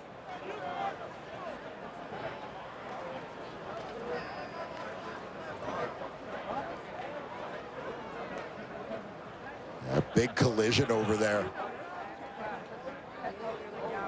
But it kind of the initial point of attack on the return.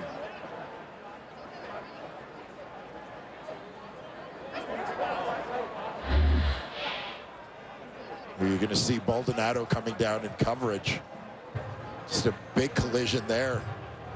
I believe that During the was with return, Darius tripping. Pickett. Saskatchewan number 26. It's a 10-yard penalty. First down, Ottawa.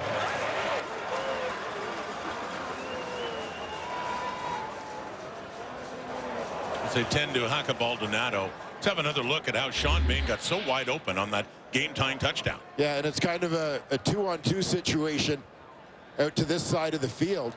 Keep an eye on the inside receiver, Mitch Picton. It goes through the inside shoulder of the halfback Williams. Both defenders end up occupied essentially by Picton. No one available with Williams down on the play. No one's there to go out to the outside to cover Sean Bain, who ends up wide open. The game-tying touchdown. And the fourth touchdown of the season for Bain. The other three came in the first game way back in week 1 in Edmonton, when he really went off in the second half. And it's pretty timely to get his fourth of the season to make it a 10-10 tie. The applause you hear as Haka Baldonado is up. Global player, originally from Rome, Italy, played his college football at Pittsburgh. And woozy as he's helped off the field too, and a big collision with Darius Pickett on that kickoff.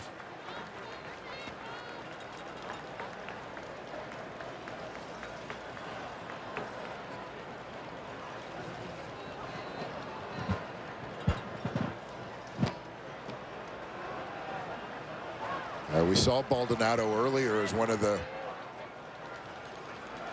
leaders to the wedge on the Saskatchewan kickoff cover team. Had a big play himself to blow up a return earlier, but obviously took the worst of that collision. Haba Baldonado, excuse me, Dustin Crum, last drive 8 for 8, 67 yards compared to everything else he'd done tonight. And a drive that ended with a field goal that made it 10-3 with lack of touchdowns. Almost made it look comfortable for Ottawa, but anything but now as he is sacked. Late flag comes out. Micah Johnson coming in to take Crum down. And then the flag came out.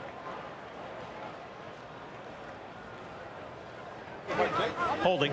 Ottawa number 61. Penalties decline. Second down. On the 5th sack of the season for the sack leader for the Riders, big Micah Johnson, the veteran out of Kentucky. You see Micah Johnson from his D tackle spot.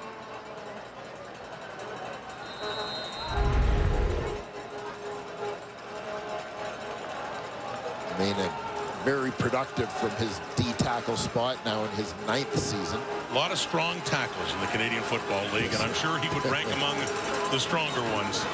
Here's Crum again, 2nd and 16. It's intercepted by the interceptions leader of the CFL. Roland Milligan has another. Number 6 leading the way, and this is his biggest pick, because it could set up the Riders to win this game.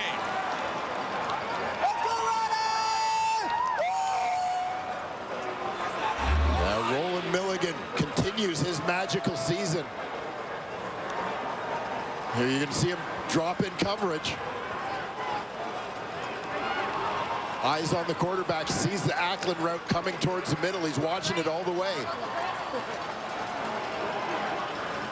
Just able to step in front.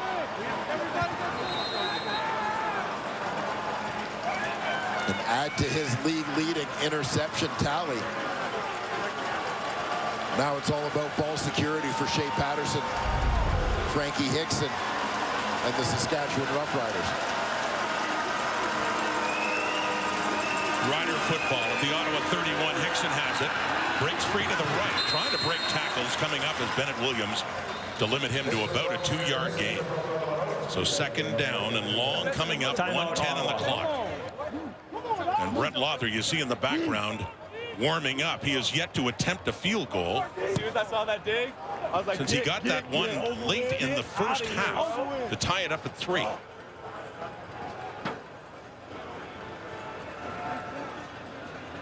The Ottawa defense has got to be going after the football here to try and create a turnover.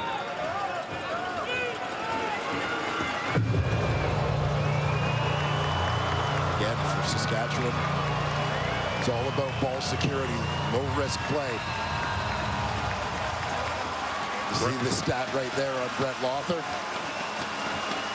You're currently in a position to have this guy give you the lead and maybe win the game. I think you're pretty comfortable with that when you're Corey Mason, the Riders.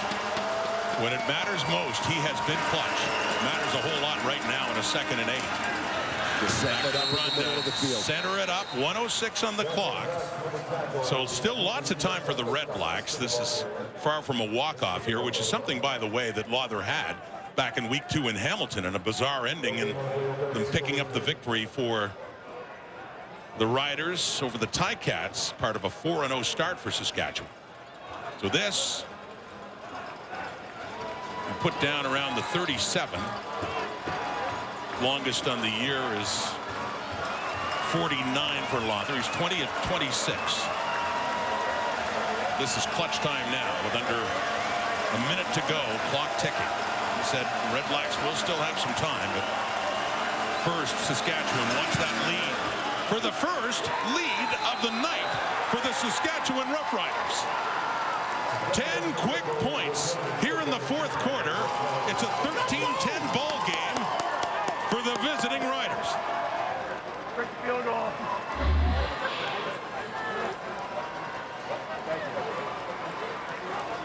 Consistent operation. Lothar is holder, the punter Adam Korsak, long snapper Jorgen Hughes.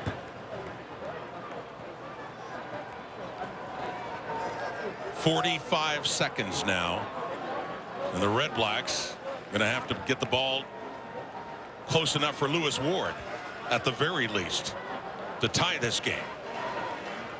Tell you, for a game that it's had a lot of interesting turns, for one where we were waiting for the first points to be scored until the final minute of the first half. Yeah, they've made it entertaining. Close battles, some big plays. Not necessarily many of them on offense, but certainly defensively and on special teams. The most recent, Roland Milligan's league-leading 6th interception of the season to set up the go-ahead Brett Lothar field goal. 10 points by Saskatchewan in a minute 8 seconds after having only 3 in all the time before then. Hey, watch the white, watch the white. The go-ahead 3 set up by the interception by Roland Milligan. Lothar careful to make sure this stays in play. Gets to Devontae Dedmon. 25, 30, 35. To about the 37. 38 seconds left on the clock. That much time for Dustin Crum to work the Red Blacks close enough for Lewis Ward as Milligan comes back. Yeah, tough to throw it at that guy. It's 6 times this season now. It's ended up in his hands. Passes thrown his way. Well, that might be the last instruction on the sideline. Your read is whatever side 0 is on, throw away from him. But Ottawa had success moving the football, relying on a lot of screen passes, short passes, high percentage things, again, where Crum didn't really have a read to make. Now with the amount of yardage you need to make relative to the time, that's not going to be an option. Here we go. 38 seconds and counting from. So off, short pass. Jalen Ackland afterwards. He breaks the tackle. He gets it up to around the 44. 31 seconds to go. Obviously for Saskatchewan defensively, you're just trying to keep everything in front of you as they just did. You'll allow that base check down that you can come forward and make the tackle. Ottawa's offside. Flags come out for the snap of the ball.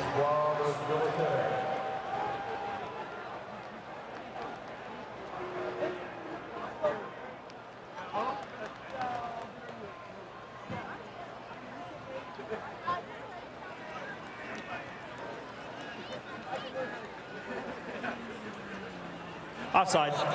Ottawa number 2. It's a 5-yard penalty. Still second down. Well, 5 big yards at this stage of the game. 26 seconds on the clock. Trying to work their way down to a reasonable field goal situation for Lewis Ward, and they will now scrimmage in a 2nd and long back just inside their 39. Red Blacks have yet to lose at home this season. Has it knocked at the line of scrimmage, and a chance for an interception just beyond the reach of Brian Cox coming back, but still could be down to 1 play now in a 3rd and 8, 21 seconds on the clock. I think it may have been Malik Carney who came on a stunt and got a piece of that one. You're going to see Carney on this one loop around into the gap and get his hands on that one. Push from Caleb Sanders in the middle to occupy a man. Carney, the former Tiger Cat. This is it. 3rd and 8. Ottawa 39. 21 seconds. 4-man rush from Cox. First down, Hardy. Big catch. 16 seconds to go. Not over yet. They've got it down to the Rider 50. Gutsy throw here from Dustin Crum in a clutch situation, and what a catch from Justin Hardy to go up and get that one. 16 seconds and counting. Rider 50. Quickly left, caught, and down. Nick Mardner a few yards closer. 8 seconds to go. Yeah, an opportunity here to run one quick play, and then they got to get Lewis Ward out there. Be a 52-yard field goal attempt right now. Ward's longest on the season is a 51. They run the ball, and they definitely get it down to his range. Centered up at the 40. Looking at about a 47-yard try for Lewis Ward, who hasn't missed the uprights, but 2 of them have been blocked, and he's made 3 others. Right. And you got to be a little nervous right now if you're Lewis Ward. The rest of this field goal unit, because now the other ones weren't particularly long attempts. Now you're looking at a longer attempt that is typically going to have a lower trajectory coming out. The longer attempts are more at risk of getting blocked. So I don't know what you say about this one, other than guys up front have got to block it up, step hard to the inside gap. To your point, this is a 47-yard try. The blocks were at 38 yards away and 22 yards away. The one Miles Brown block. Yeah, on the longer attempts, you are typically, as you get to the end of the limits of your kicker's range, obviously in his trajectory, he's sacrificing a little bit of height for distance when he strikes that football, thus increasing the risk of having the kick blocked.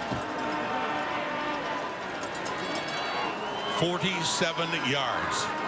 Lewis Ward had a couple of walk-off winners this season. He had one against Hamilton back in week 4. He had one a few weeks later against the Elks in Edmonton. Walk-off wins, the first 2 of his career. This is just a force a tie, force overtime. Otherwise, the home winning streak ends. It's out. It's good. It's 13-13, and this game is not over yet.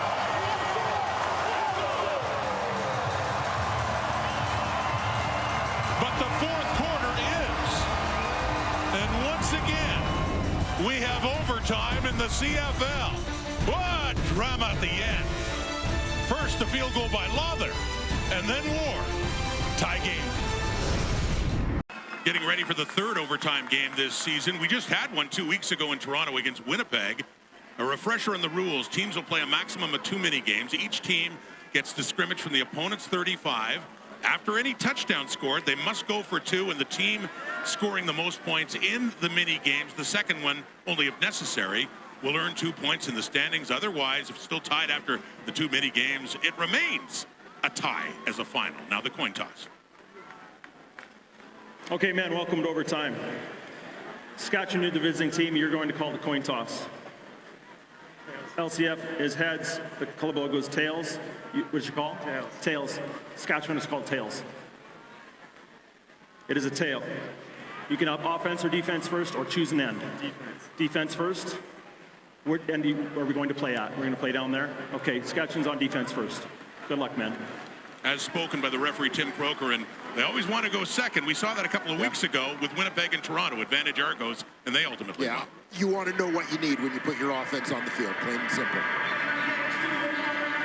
In that case, 2 weeks ago, it was a missed field goal by Winnipeg, and then the Argos knew they could just set up for a field goal to win it, which is what they did. And you saw out there in the coin toss, the kickers, prominent. Lawther and Ward, and such a big time for them right at the end of this game for the kickers and clutch field goals to put us in this situation.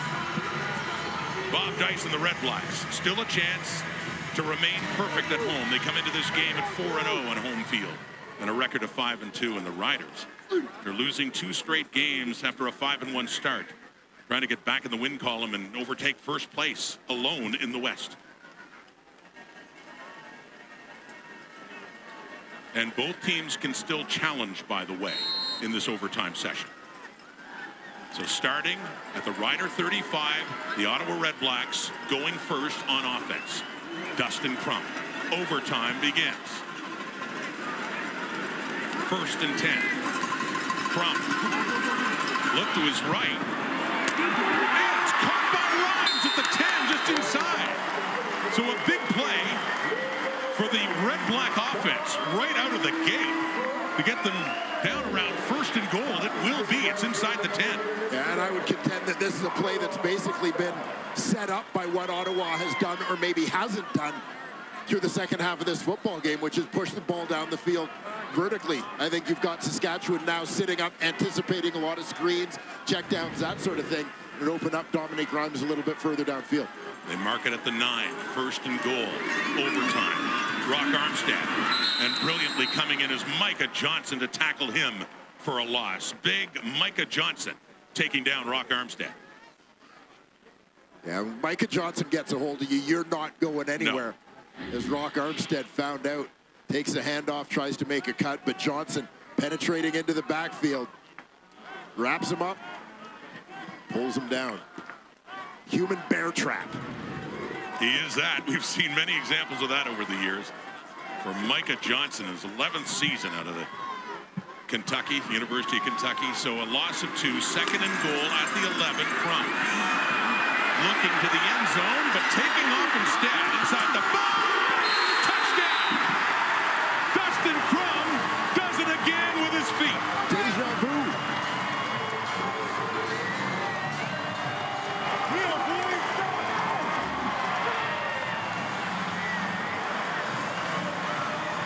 Crump didn't like what he saw in the pass game. A very comfortable tucking the ball and running. Takes off here, smells goal line, takes a shot as he gets close, but has the wherewithal to stretch that ball out in front across the goal line. before he stumbles out of bounds.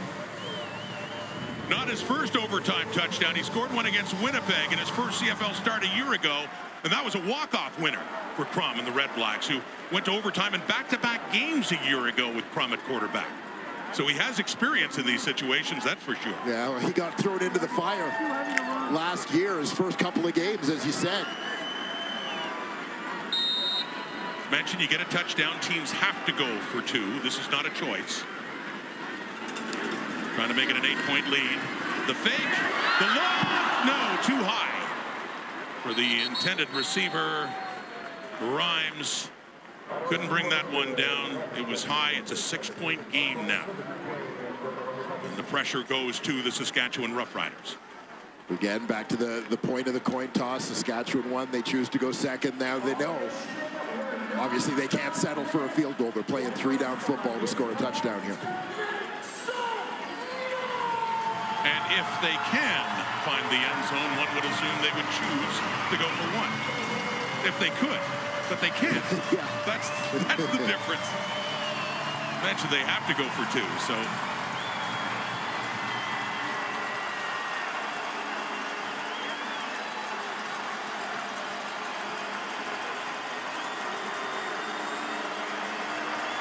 So from the Red-Black 35 now, Shea Patterson throwing and completing it to Samuel Emelis.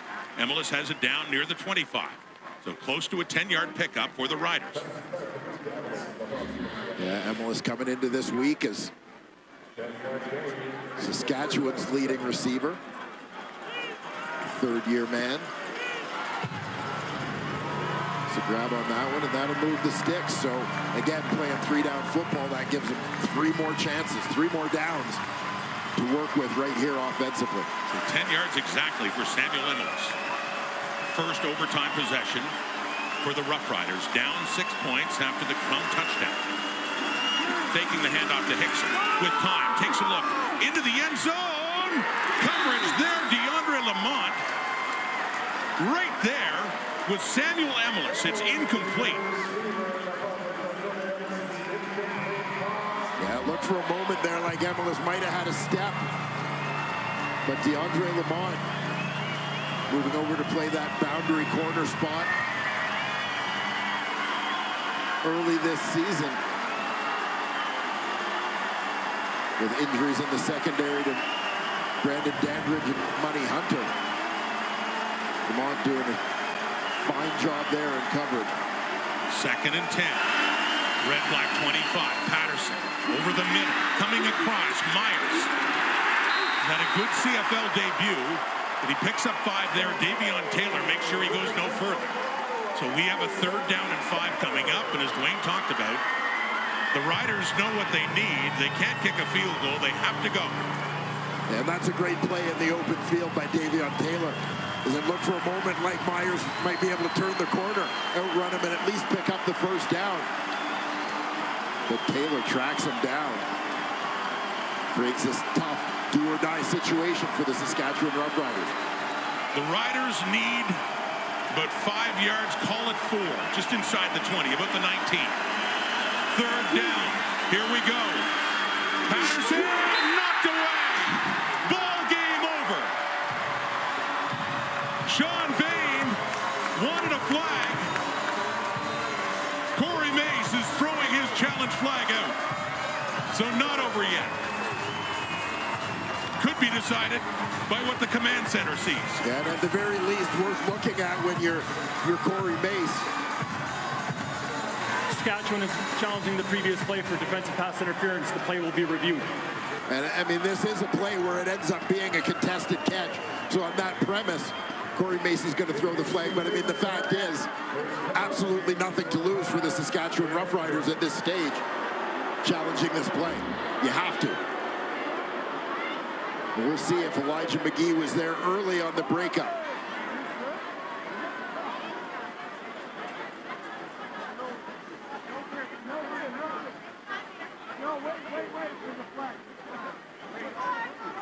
Left arm is over the shoulder of Sean Bain. The question is the timing of when it arrives there. Ball's on route. I think it's a clean play.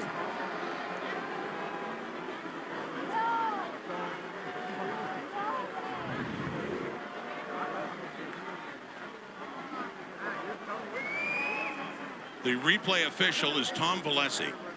It's in the hands of the command center. Either this game is over or Saskatchewan will have a first down and continue in this first overtime game with the Riders needing 6 points. At least.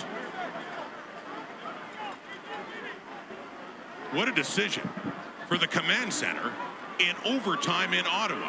Here's Tim Croker with the announcement. After review by the command center, pass interference, Ottawa number 29. The penalty is half the distance to the goal and an automatic first down. Elijah McGee sees it overturned, and they call this pass interference. And things suddenly get more interesting. I suspect the argument there is that he may have tied up the arms. Couldn't really see what his right arm was doing to Sean Bain. Corey Mace quick with that challenge flag, understandably. Nothing to lose. It's down to the 10. First and goal, Riders. Needing the touchdown. Patterson. End zone. He's got it. Touchdown, Saskatchewan. Emelis. They get their 6. And they tie this game again, and they get a chance to go for 2 to win it. Absolutely clutch throw here from Shea Patterson. Given the opportunity to keep this drive alive, rolling to his left. You'll see Emelis working, fakes inside, breaks outside, beautiful route from the third-year receiver.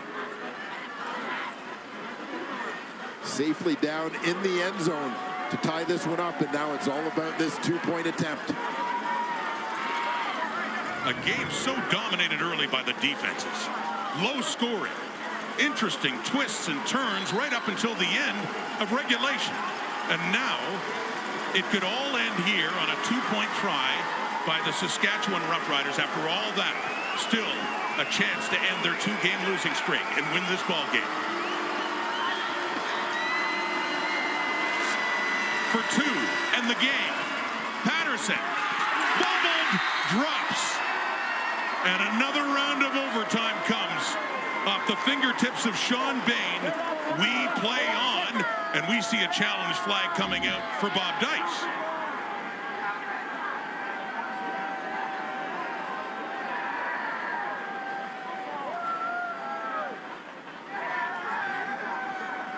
Yeah, Bob Dice approached the officials. He's got the red flag in his hand.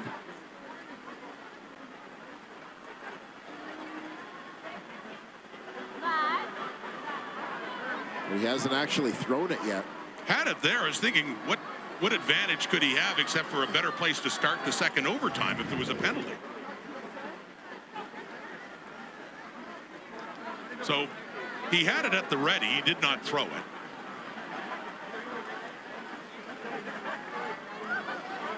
And the second overtime will begin.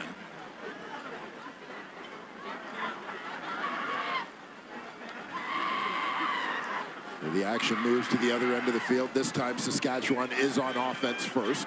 And this time, as you talked about, the REDBLACKS are the ones that'll know what they need, depending on what the Riders do here.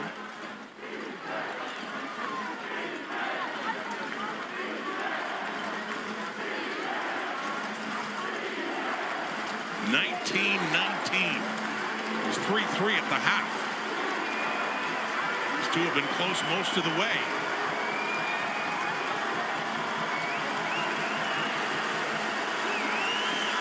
Second overtime, 1st and 10. Patterson, and that one is caught and out of bounds is Bain after a pickup of about 8 yards. And not a lot of home run shots being taken tonight, but the Riders haven't been afraid to throw those sideline routes even out to the wide side of the field. The REDBLACKS sitting back a little bit. This one will put them in second and manageable.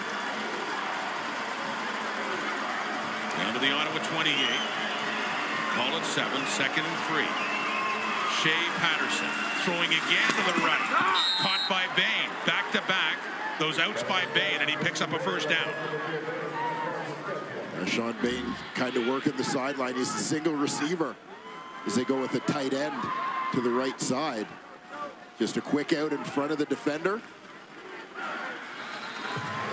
Patterson getting the ball out quickly, not even giving DeAndre Lamont an opportunity to make a play on the ball. Down to the 21. We'll wait to see now. A couple of balls caught in front of him. Will that make Lamont more aggressive, and do they try to go over his head? Faking the handoff. Looking to the left. And that is caught by Myers. No, out of bounds. Just wasn't able to keep a foot down. Second down coming up.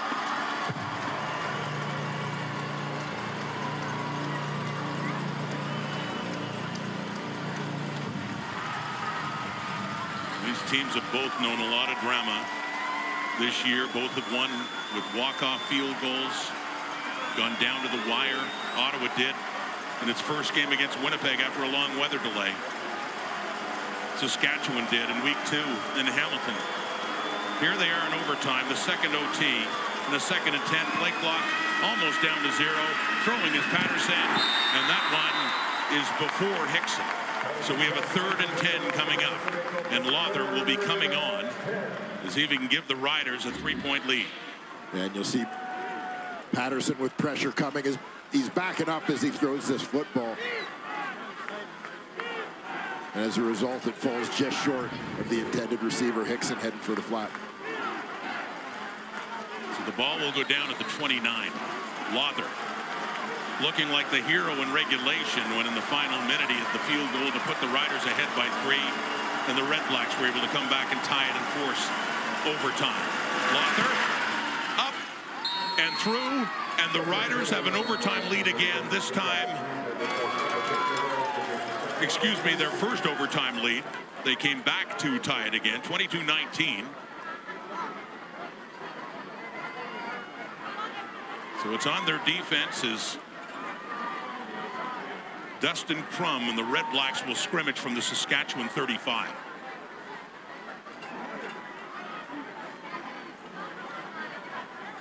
Well, if the defense can create a turnover, that would immediately win it for the Riders. Don't hear the crowd as much. It's a little quieter, but it seems to be more tension than anything else. Yeah. In an uncommon situation. Right now, REDBLACKS trailing by 3. Win, lose, or draw. What happens to Ottawa here? Pressure from, and ultimately Malik Carney comes in with a big sack. Well, absolutely huge. This is on the short list of things that just can't happen. Micah Johnson, again, denting that offensive line, just bull rushes through the right guard, Bladek.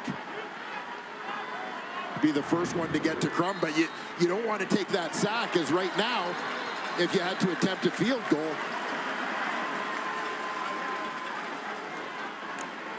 you're looking at about 54 yards on a field goal. Ottawa's challenging the previous play for roughing the passer. The play will be reviewed. So Bob Dice does ultimately use that challenge flag. There was a lot of pressure on Crum, but they sacked him for a huge loss of 12 yards.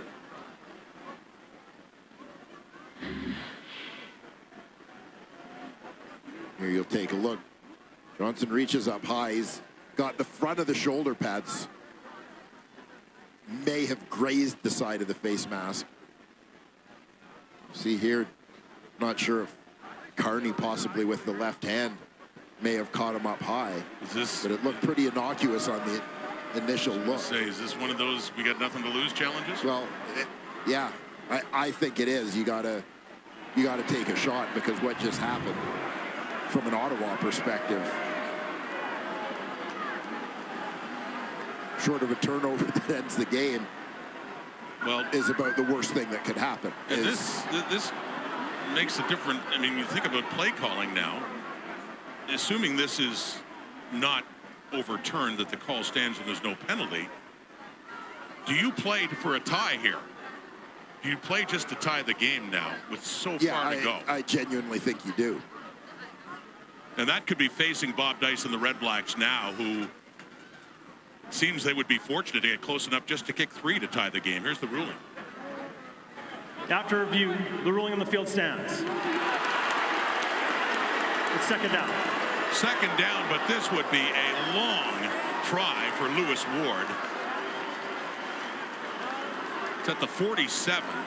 Be about a 54-yard try unless they can get it a little bit closer. So strategically, you're thinking win, you want to get close to the first down, but they just want to get it a little bit closer and centered up to have a chance to tie the game. Pressure coming! Oh, Crum loses the ball as he's going down, trying to get rid of it. And this game is over. Saskatchewan's defense stands up. Crum goes down, and the Riders have lost at home for the first time this season. And Adam O'Clair with the ball. Ex-Ottawa Red Black in his first start in green and white. What a finish for the Saskatchewan Roughriders, who took any thought of a field goal, even to tie it, out of the game with back-to-back pressures on Dustin Crum. And they're 6-3. The previous play is under review by the command center.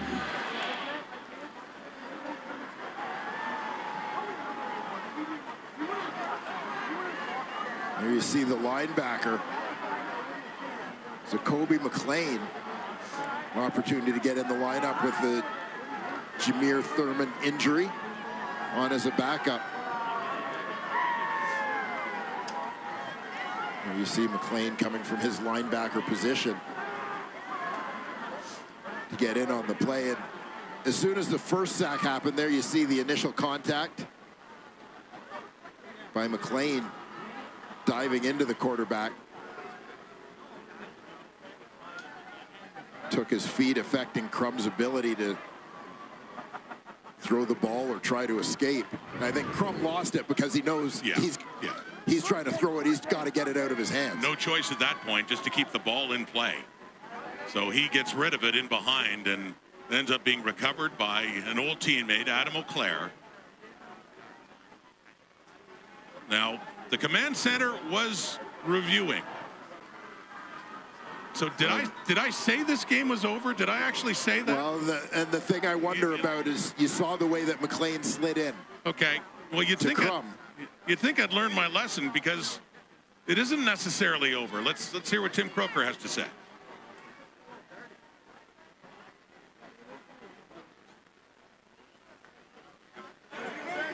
After automatic review by the command center, roughing the passer, Saskatchewan number 57. It's a 15-yard penalty and an automatic first down. That look by Corey May says, you got to be kidding me. Well, I think that's the same look that's on the face of the kids and fans who had already stormed the field at the end of the game. And there you see, watch how McLean hits below the strike zone when he comes through here. He gets cut blocked and is sliding in.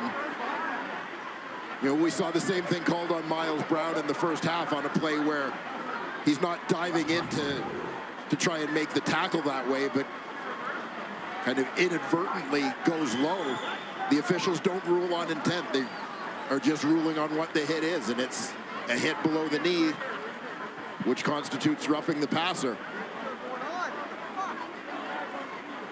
So the Red Blacks live to fight another down, but also, Rod, get some of the field position back that they had lost through the sacks. And they get a first down. I mean, this is just, this finish, wow, just bizarre. I mean, when a couple of times, look, the Riders had it, and that's the Kobe McLean who's the one that got flagged. But the way they have it right now, down to the 33, and would be a first and 10, 32-yard line.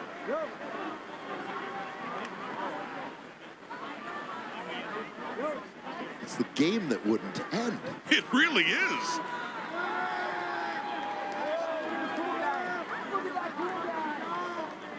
Now, being a first and 10, mentioning before, the best realistic shot before that last play for the Red Blacks was see if they can set up a field goal try to to tie get the into game. more reasonable field goal range. Walk away with a tie.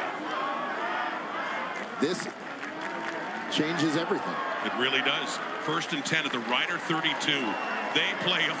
We talked about fans coming on the field. There were players on both sides. Oh, there were kids exchanging and families, pleasantries. I mean, this was looking people like trying to get autographs. a typical baby in a stroller down there. The baby's like, what's going on? I thought this thing was done. It's not. And Ottawa is very much alive for an opportunity to win it again, let alone kick the field goal to settle for the tie. Because it's a 1st and 10 at the Rider 32 after that penalty. So they hand off. And they get down a little bit closer to the 25, about a 5-yard pickup for Rock Armstead. And I think the back-to-back sacks probably rattled Ottawa a little bit as you see them come out with a run play here, as they don't want to give up that field position again. Dustin Crum went back in the previous 2 plays and was under siege at just the worst possible time when they wanted to at least maintain field goal range. They're in that now. It's a 2nd and 4 after that pickup by Armstead. Passing now, passing quickly, completing it to Khalil Pimpleton. 1st down inside the 15 of the Riders. Here come the Red Blacks. Well, Khalil Pimpleton,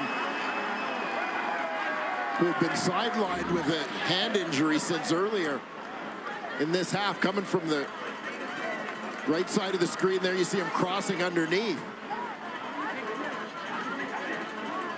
A couple of quick moves to pick up a couple extra yards in the 1st down for Pimpleton. One penalty has changed everything here. If they get a touchdown, they win. Crum. Oh! Close to a pick. Marcus Sales coming in. Yeah, Sales was all over this one. That could have ended it.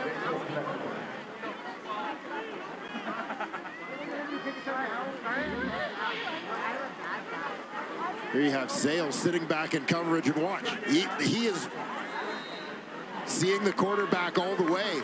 Pimpleton comes inside. I think Sales made his break before Pimpleton did. Oh, my goodness.